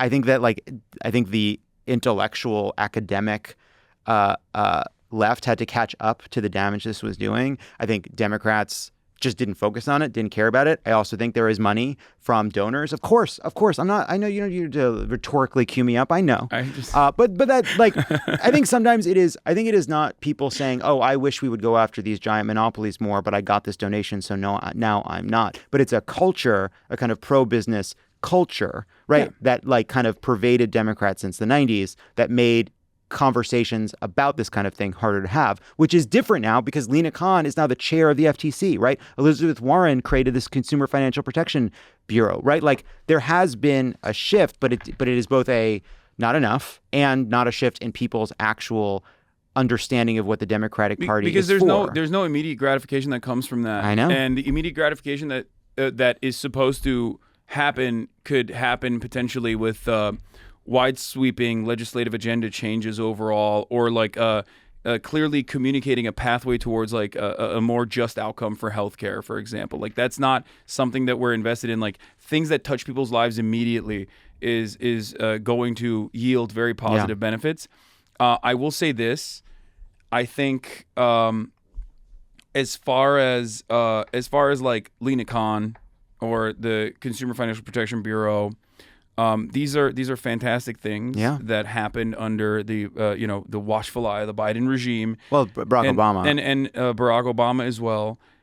The problem here, however, is that once again, I think out of genuine fear, maybe that they would disrupt or upset the Tony West coalition of the Democratic Party. All of these like major donors that donate to the Democratic Party, they didn't do a good job even explaining what they were doing. And I'll tell you why. Just real quick, I just want to give you an example of the IRS, right?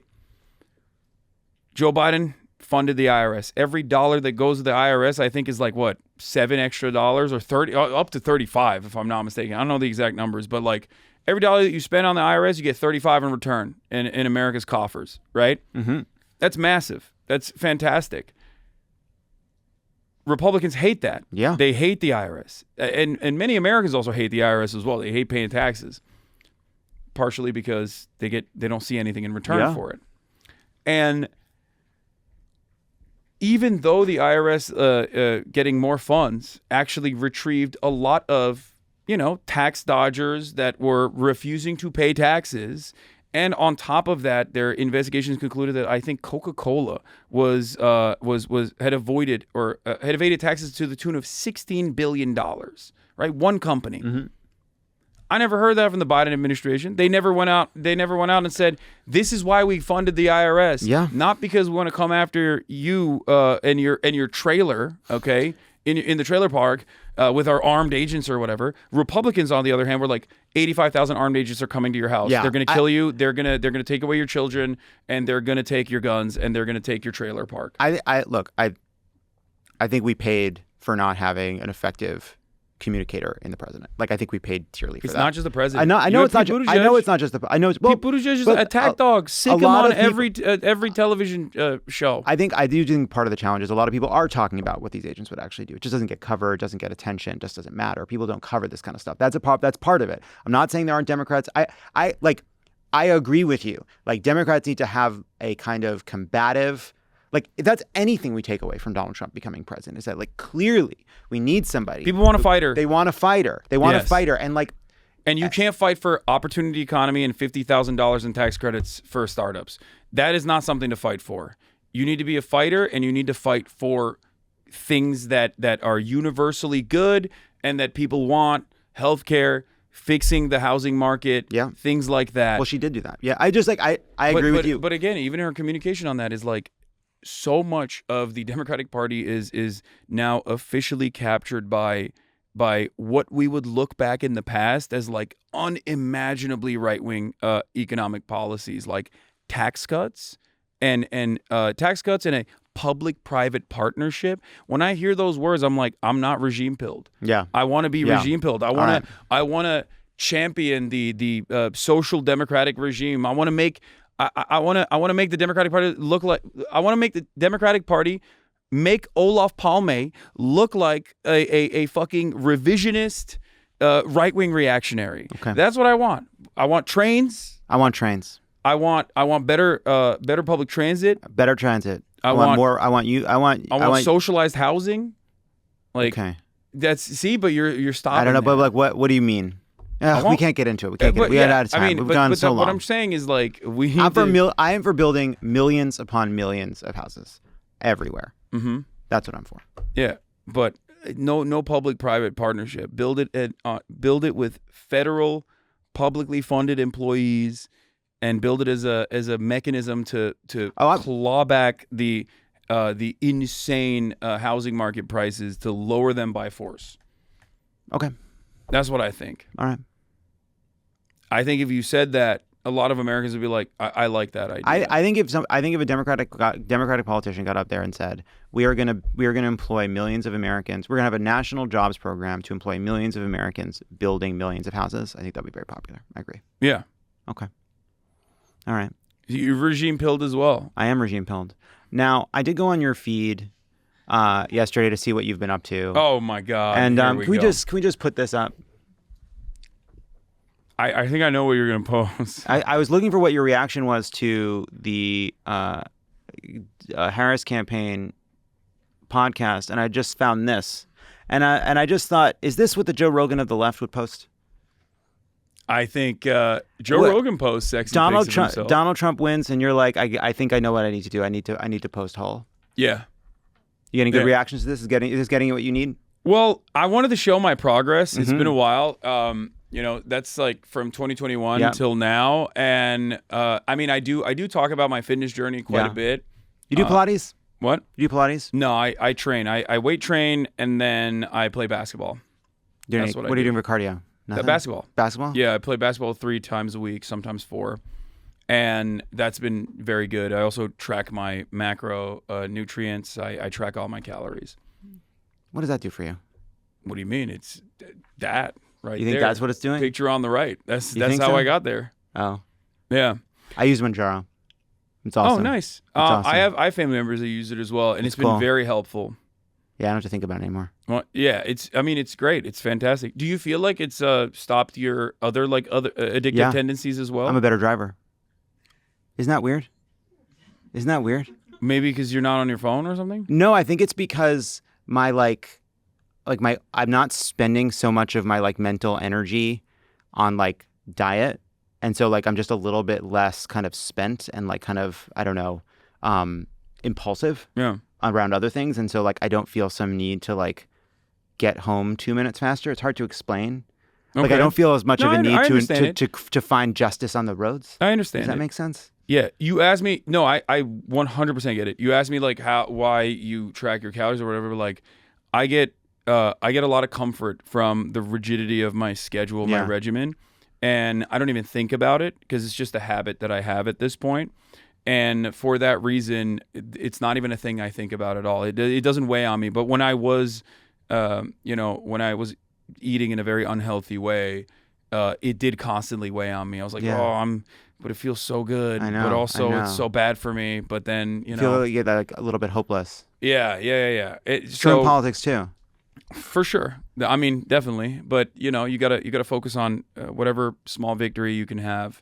And it's the same for fitness. And like I said, going back to the Joe Rogan of the left conversation, this is definitely something that I talk to my community about quite a bit. And there's a lot of people in my community that have also gone on their own fitness journey. I've been able to inspire them to do this as well. And I think it's important to be physically healthy. I do just to close this out because we've gone on too long, but there is something about in terms of meaning and a spiritual I think there's a reason that there's been an appeal of people like the Jordan Petersons of the world and some of the kind of more self-help right-wing types. Yeah. And I do think there are a lot of people out there looking for not just sort of answers in politics, but answers about why does I feel unfulfilled, working, not working, whatever it may be. I feel like I'm missing community and the kind of leadership that would come from community. And I do think that's why sometimes you see I don't know, even on the shows we do, I do feel there's a hunger for something broader than just a political program, but more of a kind of way of grappling with the fact that this version of modern life kind of dares us to ruin our own lives? Yeah. You know? I offer that Yeah. in my broadcasts every day. I mean, I talk about my own personal journeys, and I offer advice. I used to have an advice segment as well. Mm-hmm. I haven't done it in a while, but like, I'm going to bring it back. And that's why I also like collaborate with other content creators, even if I don't align with them politically, agree with them politically at all. But, there are plenty of people that I know who are my friends, who I think, as long as they're like relatively charitable and good and kind people, even if we don't agree on everything politically, it doesn't matter. I find myself in these bro spaces a lot. I've been on almost every single podcast that Trump has been on. Yeah. And many of them are run by my friends, like Impulsive. My buddy Mike Malak is Logan Paul's co-host. Not the biggest fan of Logan Paul, but I love Mike. Mike is a fantastic human being. He has an incredible journey of overcoming addiction, and he wrote about it as well. He had a New York Times bestseller. Bradley Martin with the Nelk Boys. I don't really know the Nelk Boys, but like Bradley Martin I like a lot. He owns Zoo Culture. He's a real meathead. And that's and Andrew Schultz as well. I've been on that podcast too. Like a lot of these podcasts I've been on as well. And like these guys and their audiences are receptive to what I have to say. And I think like optics play a role in that for sure. Like the way I carry myself, the way I am naturally, authentically, I think is a package that young men are not immediately dismissive of. And I'm very aware of that, and I try to use that for good. And I try to use that to like explain to people that like it's not cool to, shit on random people for no reason. They're like, let them live. Like, what the fuck is this to you? It's not going to fix your life. Yeah. You're being a kind of a loser, an entitled little loser, and it's not good. And that does work. Boss baby energy. Yeah. It works. And I think the size of my community now and the makeup of it is proof of that reality. Like a couple of years ago, I didn't have the numbers that I have now. And virtually every single person in my audience will tell you that like there is one key issue that I have dramatically changed their opinion on, whether it be American foreign policy, whether it be the way that they viewed trans people and were transphobic, but now they're not, or even racist opinions. So that's what I try to do to the best of my ability in my little corner of the internet. Hasan Piker, good to see you. Yeah, thanks for having me. When we come back, Congressman Seth Moulton. Joining us now, he's represented Massachusetts' 6th District since 2015. Welcome back to Pod Save America. It's Congressman Seth Moulton. John, it's great to be here. Thanks so much for having me back. All right, so if you look at the map, it's a sea of arrows pointing red, including in Massachusetts. Nearly every county in Massachusetts shifted right. Both of the counties in your district did. Everybody loves, after we lose an election, to know why we lost the election. Did you see signs before that made you think this was that we were in trouble? Oh yeah, this didn't surprise me at all.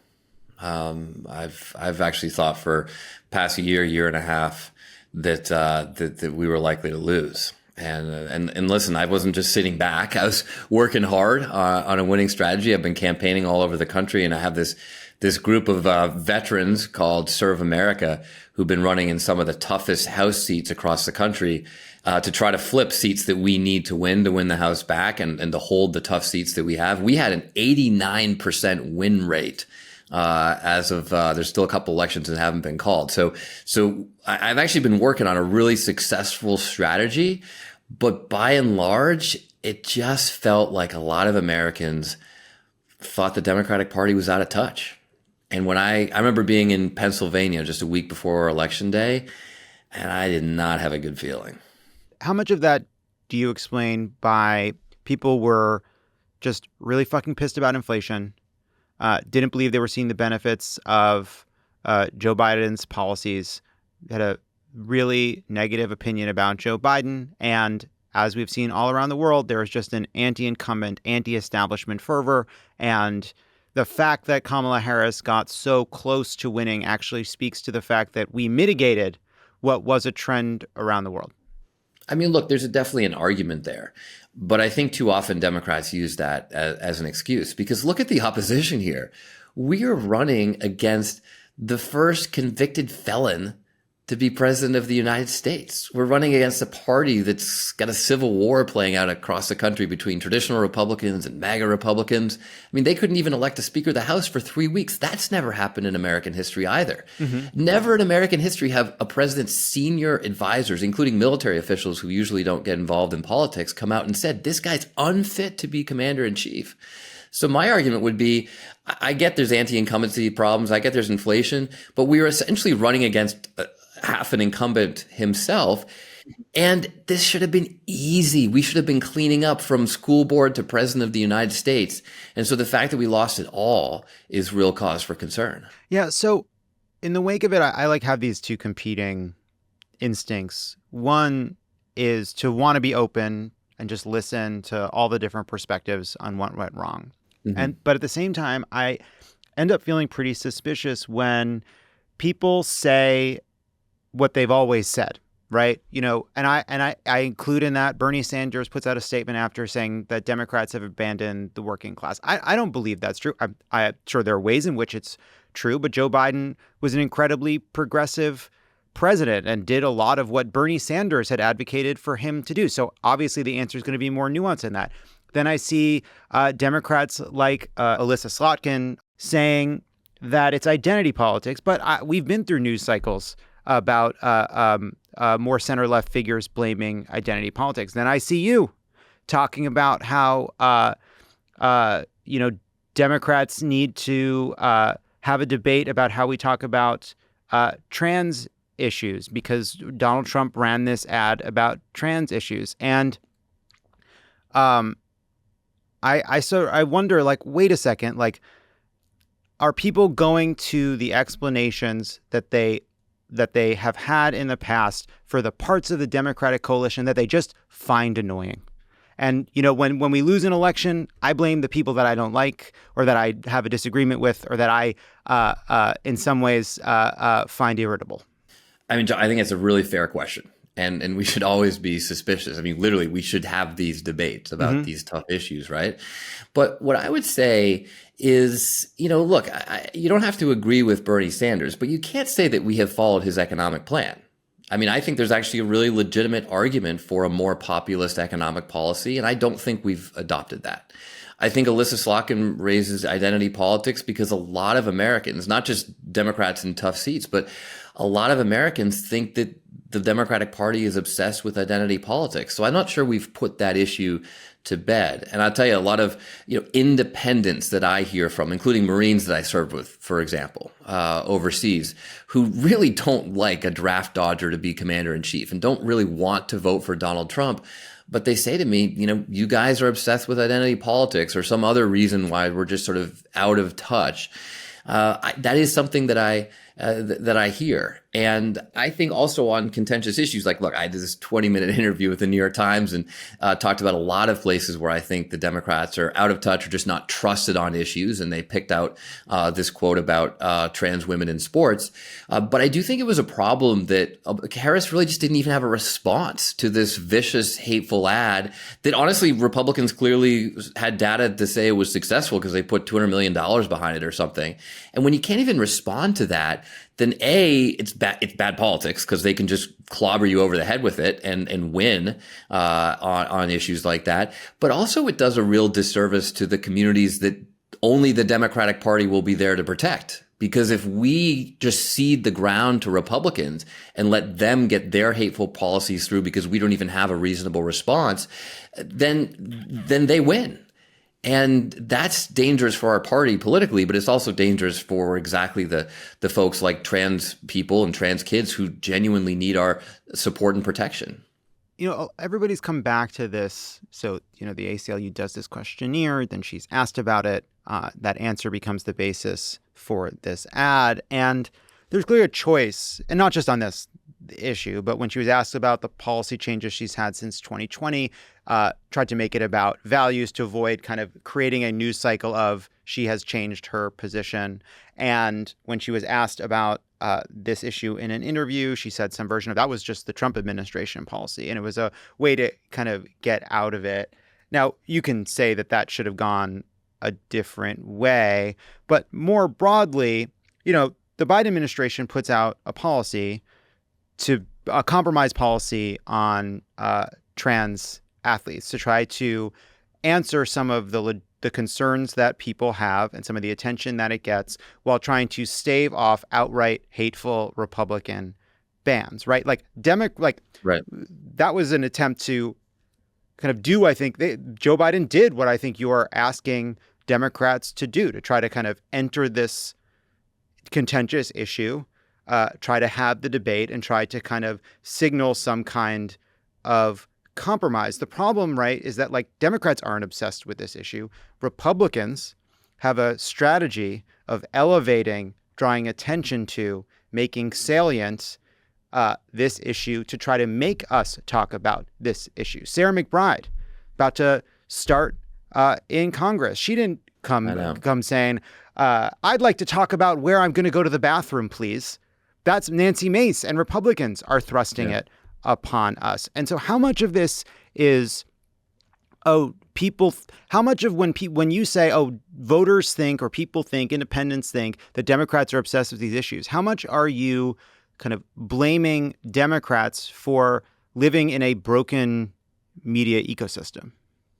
Well, look, I mean, you're right, John. There's no question that Republicans are the ones bringing up these issues, badgering us over the head about it, right? I mean, we never had a problem with bathroom policy until Nancy Mace makes a huge issue of it. And it's obviously an effort to just attack this one path-breaking woman who's coming to Congress. But the problem is, again, that if we just don't even have a response, then they're going to keep doing this because it works for them. And if we don't engage in this issue or refuse to debate it unless it's exactly on our terms, or have an absolutist position that the majority of Americans don't agree with. Remember, there are a lot of Democrats who just think the only answer to trans women in sports is not the Biden's administration's compromise policy, but it's just an absolutist view that no, there's no restrictions whatsoever, which of course, I mean, the Olympics doesn't even agree with that, right? So it's totally reasonable to have this debate. And yet the fellow Democrats' response to my even just raising the issue was no, there's no room for debate here. You can't even bring that up. I mean, the backlash really proved the broader point that I was trying to make. But I also think that, this was exactly what the Republicans were able to do with immigration. I remember being on the House floor last year, and there are some colleagues running for this position of Democratic messaging, like committee chair, and so supposedly in charge of Democratic messaging for the House. And I asked one of the candidates how she thought we should deal with immigration. And her answer was, we should not talk about immigration. I said, well, I actually think a lot of people are concerned about it because it does seem there's a real problem at the southern border. It's just, no, it's just dangerous. It's dangerous to talk about it because it's used against immigrants. And I just don't think that strategy has worked. It's why, even though we do have a reasonable bipartisan immigration policy, in part represented by the bipartisan deal in the Senate, Trump and the Republicans have just been able to clobber us over the head because there was a period where Democrats were just denying it was even a problem. So totally legitimate concern. Like, yes, Republicans are the ones weaponizing these issues. But if we want to win the debate, settle it, and then focus on the things that we want to talk about, we have to do that. We can't just cede this to the Republicans. We have to win. So on immigration, though, it sounds like what you're saying. Like, sometimes I think what we're doing is saying, like, boy, we made a bunch of mistakes in 2017, 2018, 2019, 2020 that we have rectified, but have not successfully drawn attention to that in the public imagination. There's some truth to that. Most Democrats in the House embraced a pretty conservative bipartisan border deal. Kamala Harris embraced that deal. Joe Biden embraced that deal. It's, if the problem is a bunch of people running for president shouldn't have raised their hands about decriminalizing the border in 2020, great, but we can't go back in time and change what happened then. But it seems like a lot of what you're saying has been addressed. The problem is it that people don't believe it? Because you're pointing to, there are going to be some Democrats that disagree with what you're saying, but that's the debate. We're having it. Look. Well, I actually don't. I think the backlash against me was not we should have this debate, and here's my opposing view. It was literally you can't talk about this. I mean, that's. I just say you did say it in a pretty dickish way. Like you said it, but like, and you said I don't want my daughters overrun by a man on the football field. Like that sucks. Like that, you didn't exactly invite the best version of the debate Specifically, yourself. look, but this is the problem, John. Like, if you step back from this discussion, right, and just hear two Democrats talking about the precise word choice and whether it was sensitive or not, which I agree wasn't maybe perhaps the most sensitive words. Like, this is exactly how a lot of Americans feel that the Democrats are out of touch and that we are obsessing on these things rather than just having a reasonable discussion. I mean, yes, not everyone is going to get the terminology exactly right, even, fellow Democrats, and I'll take that criticism. But we got to be able to take on the issues. But look, the broader point here, right? The broader point is that, just to go back to immigration, right? Because you're right. I think the broader point you're bringing up is in some places we have fixed our problems, right? We are talking about the border. We do have a reasonable immigration policy. And so therefore the question is, if we have a reasonable immigration policy and Trump's immigration policy is both unrealistic and just hateful, I mean, it's going to tear apart families and communities across the country if he's able to deport millions of Americans, not to mention it will raise inflation, which obviously people don't want, then why is it that the American public trusts Republicans more on immigration than Democrats? Why is it that we have a great economic policy? Harris's plan would not only continue to bring down inflation, but would actually reduce the deficit, something that Republicans used to care about.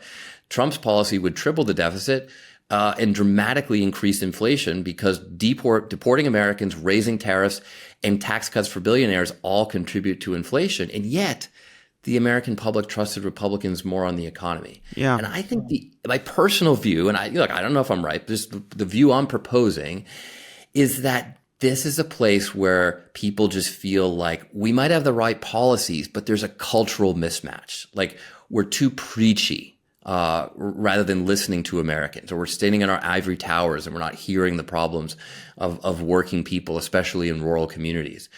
There's a sense that people just don't trust us, even if we do have the right policies. And that's where I think we've really got to look ourselves in the mirror. I mean, look, I'm sitting here in Massachusetts with 3 Harvard degrees, right? Like I'm part of the problem on the face of it. That's offensive. I mean, that's offensive. But here's the issue, right? Look, I got into this whole business because of my time in the Marines and feeling that I, saw the consequences of failed leadership in Washington when I was serving 4 tours in Iraq. And I worked hard. I worked hard to get through school and to, get to Harvard. I'm living proof that C's get degrees. So I didn't have a stellar academic career at that august institution. But when I showed up to my Marine platoon, my biggest liability was that Harvard degree. Because these guys, some of the best Americans I've ever met, 18, 19, 20-year-old kids really from across the country, who wanted to serve, they looked at me and said, he might be book smart, but he's probably not street smart and he's liable to get us killed. And so when I show up with this degree I've worked so hard for much of my life to earn, and it's literally my biggest liability, what I quickly learned is that's not going to get their trust. And standing here and saying, well, let me tell you what I know because I went to Harvard and let me tell you how we're going to do this is not the way to earn the trust of those Marines. And I think it's similar for us in the Democratic Party, especially where we're concentrated in cities and urban areas, we're concentrated on the coast.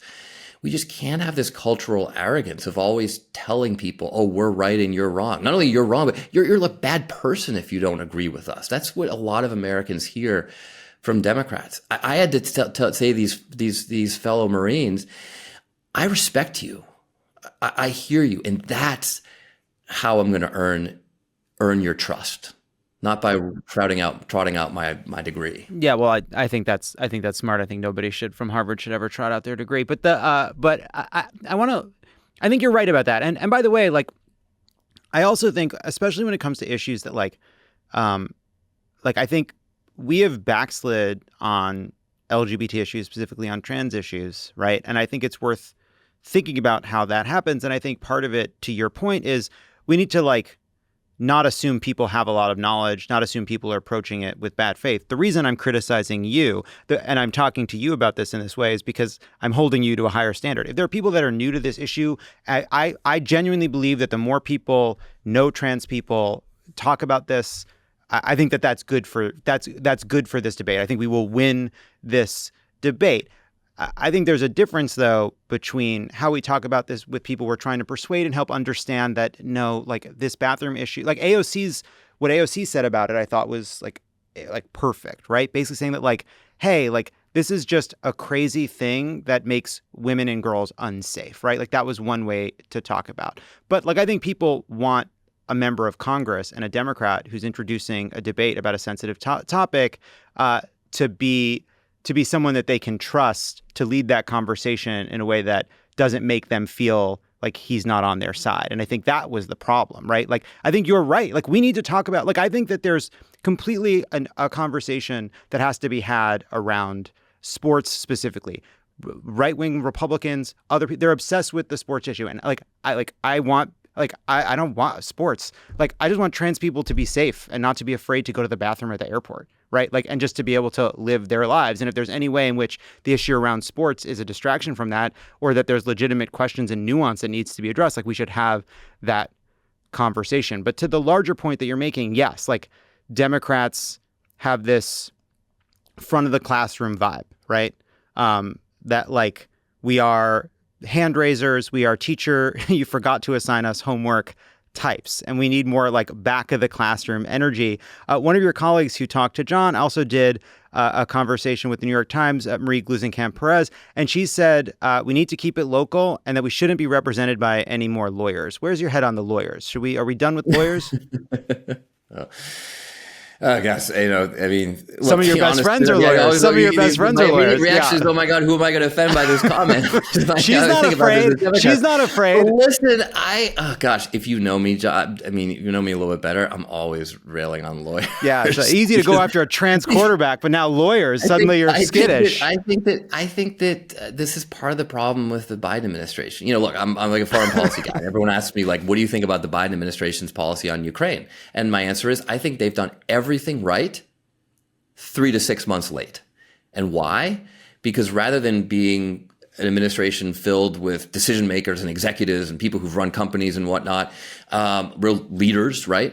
It's filled with a lot of lawyers who are just obsessing over every detail and hemming and hawing. And I don't know, is this going to cause this or that? And what about the particular legal restrictions? Like, just get them the guns. Yeah. Like, just get them the artillery, just get them the tanks. Fuck Harvard, fuck lawyers. That's where I'm at. Well, at least we can all agree on that. Yeah. But look, there are a lot of Americans who, like, we do have to, if we want to be the majority party, if we want to win, to me, this is all about winning. We can't advance any of our agenda, any of these issues that we believe are so important, if we don't start winning elections again. And you just simply can't, by definition, win elections if you're not in touch, if you're not relatable to the majority of Americans. And so we have to pay attention to what the majority of Americans are thinking. Meet them where they are, have a discussion on their terms, and then, you know what? We can try to bring them around to ours. I agree with that. Democrats are preachy. I feel like everybody's right. Bernie has a point. I agree with you. The Democrats are pretty annoying. I'm pretty annoying. I'm a pretty annoying Democrat myself. Look, I can be pretty damn annoying myself too. But like, look, can we talk? Like, okay, what's the action plan here? Yeah, right? What are we going to do?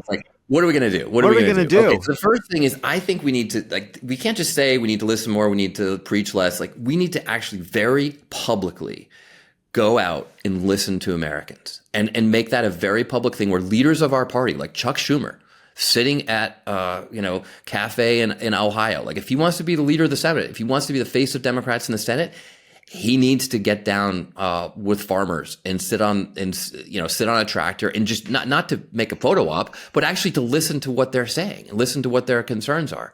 So I think that we need to actually practice that idea. The second thing is you brought it up, actually, these interest groups, right? I mean, another word for it is lobbyists. And we always rail against Republicans for being beholden to the gun lobby and the oil lobby. Mm-hmm. It's totally true. They totally are. They're afraid of these folks. But we're afraid of some of our own lobbyists. Mm-hmm. And we are beholden to these candidate surveys, and we stress over them. Like, we would just, not do that. Like, just, listen more to people outside of Washington rather than inside the Beltway folks who sometimes don't even represent their own interest groups, right? They're more extreme than many of their constituents, right? And then the third thing is we've got to elevate more leaders in our party who know how to win in these tough districts. Like you look at some of the Serve America guys, like Pat Ryan, Abigail Spanberger, Alyssa Slotkin, Jared Golden, who won the most Trump district in the entire country. I mean, these men and women who are true leaders in the Congress, they don't get to be chairs of committees. They don't get to be leaders of Democrats in leadership positions in the House, because those all go to people in safe districts. And everyone in a leadership position, almost to a person, is in a safe district. And so we never hear from the perspectives of people who do have to talk to independents, who do have to earn every vote because they might lose an election. And they only win by, a sliver, like Slotkin, like Golden. We need to elevate more of those leaders in the party. And I think those are three concrete things: more listening, less preaching, and actually show it. Actually elevate leaders who can actually tell us how we need to win across the country, and do these things, and then pay more attention to them and the people rather than the interest groups and lobbyists. Doesn't mean that they don't matter and that their views aren't important, but we can't be beholden to them. What do you think about ranked choice voting? I love it. I love it because, I mean, it's a tricky concept to understand. I believe that if someone had just sat down with the founding fathers and explained ranked choice voting, we would have it, because it just ultimately results in candidates who are more representative of the majority of people. And you're smarter than I am, so you can probably do a better job of actually explaining why that's the case. But that's the bottom line, is you actually tend to get people who are more representative of the broader electorate, as opposed to just, okay, you win a primary by running to the extreme right or the extreme left, and then you get an extreme conservative and extreme liberal in the general election, and people feel like, wait a minute, like I'm kind of in the middle and I don't know which way to go, which way to choose. And that's how we get these very polarized districts and these very polarized members of Congress. And I agree with all that. And until I think people are brave enough to really take on the lawyers publicly, I think we need to start an anti-lawyers movement. I think you and I just did it. I mean, it's begun. It's begun. I mean, I checked before I was like, I'm sorry, maybe this is slightly insulting. I was like, is Seth a lawyer? I got to look it up. Oh God. Oh, I'm sorry, but you do have 3 degrees from Harvard. Are there no other schools? Like a lawyer, though. Were there no other? Oh you don't speak like a lawyer. You don't speak like a lawyer. Were there no other schools you thought you might want to check out? No other quads? No, you got to go to Harvard 3 times. They didn't let me in once. I've been rejected by Harvard as many times as you've gone there. That's something that happened to me. Well, Harvard makes mistakes too, John. And that's important to keep in mind. Congressman Seth Moulton, thank you so much for your time. Really appreciate it. It's been great to be here. Thanks. Thanks to Seth Moulton. Thank you to Hasan Piker for joining us. Now, as I said at the top, there's a conversation Dan had with Jen O'Malley Dillon, David Plouffe, Quentin Fulks, and Stephanie Cutter from the Harris campaign. Afterwards, Dan took questions from listeners about the interview and had a bunch of really interesting thoughts on what he learned, what more there is to learn. That is now available as an exclusive bonus episode for subscribers on the Friend of the Pod feed. Reminder, when you subscribe to Friends of the Pod, you're also supporting Crooked's mission to build a progressive media ecosystem. We're also offering 25% off annual subscriptions right now. So head to crooked.com/friends or subscribe now from this feed on Apple Podcasts. That's our show. Thanks to Congressman Moulton. Thanks to Hasan Piker for guest hosting with me. On Friday, we'll be dropping our annual Thanksgiving mailbag episode with tons of great questions from you all. And then John, Tommy, and I will be back in your feeds on Tuesday morning. Happy Thanksgiving, everybody. We're recording this on Wednesday. I already spatchcocked the turkey. Cut the backbone right out. It was a whole procedure.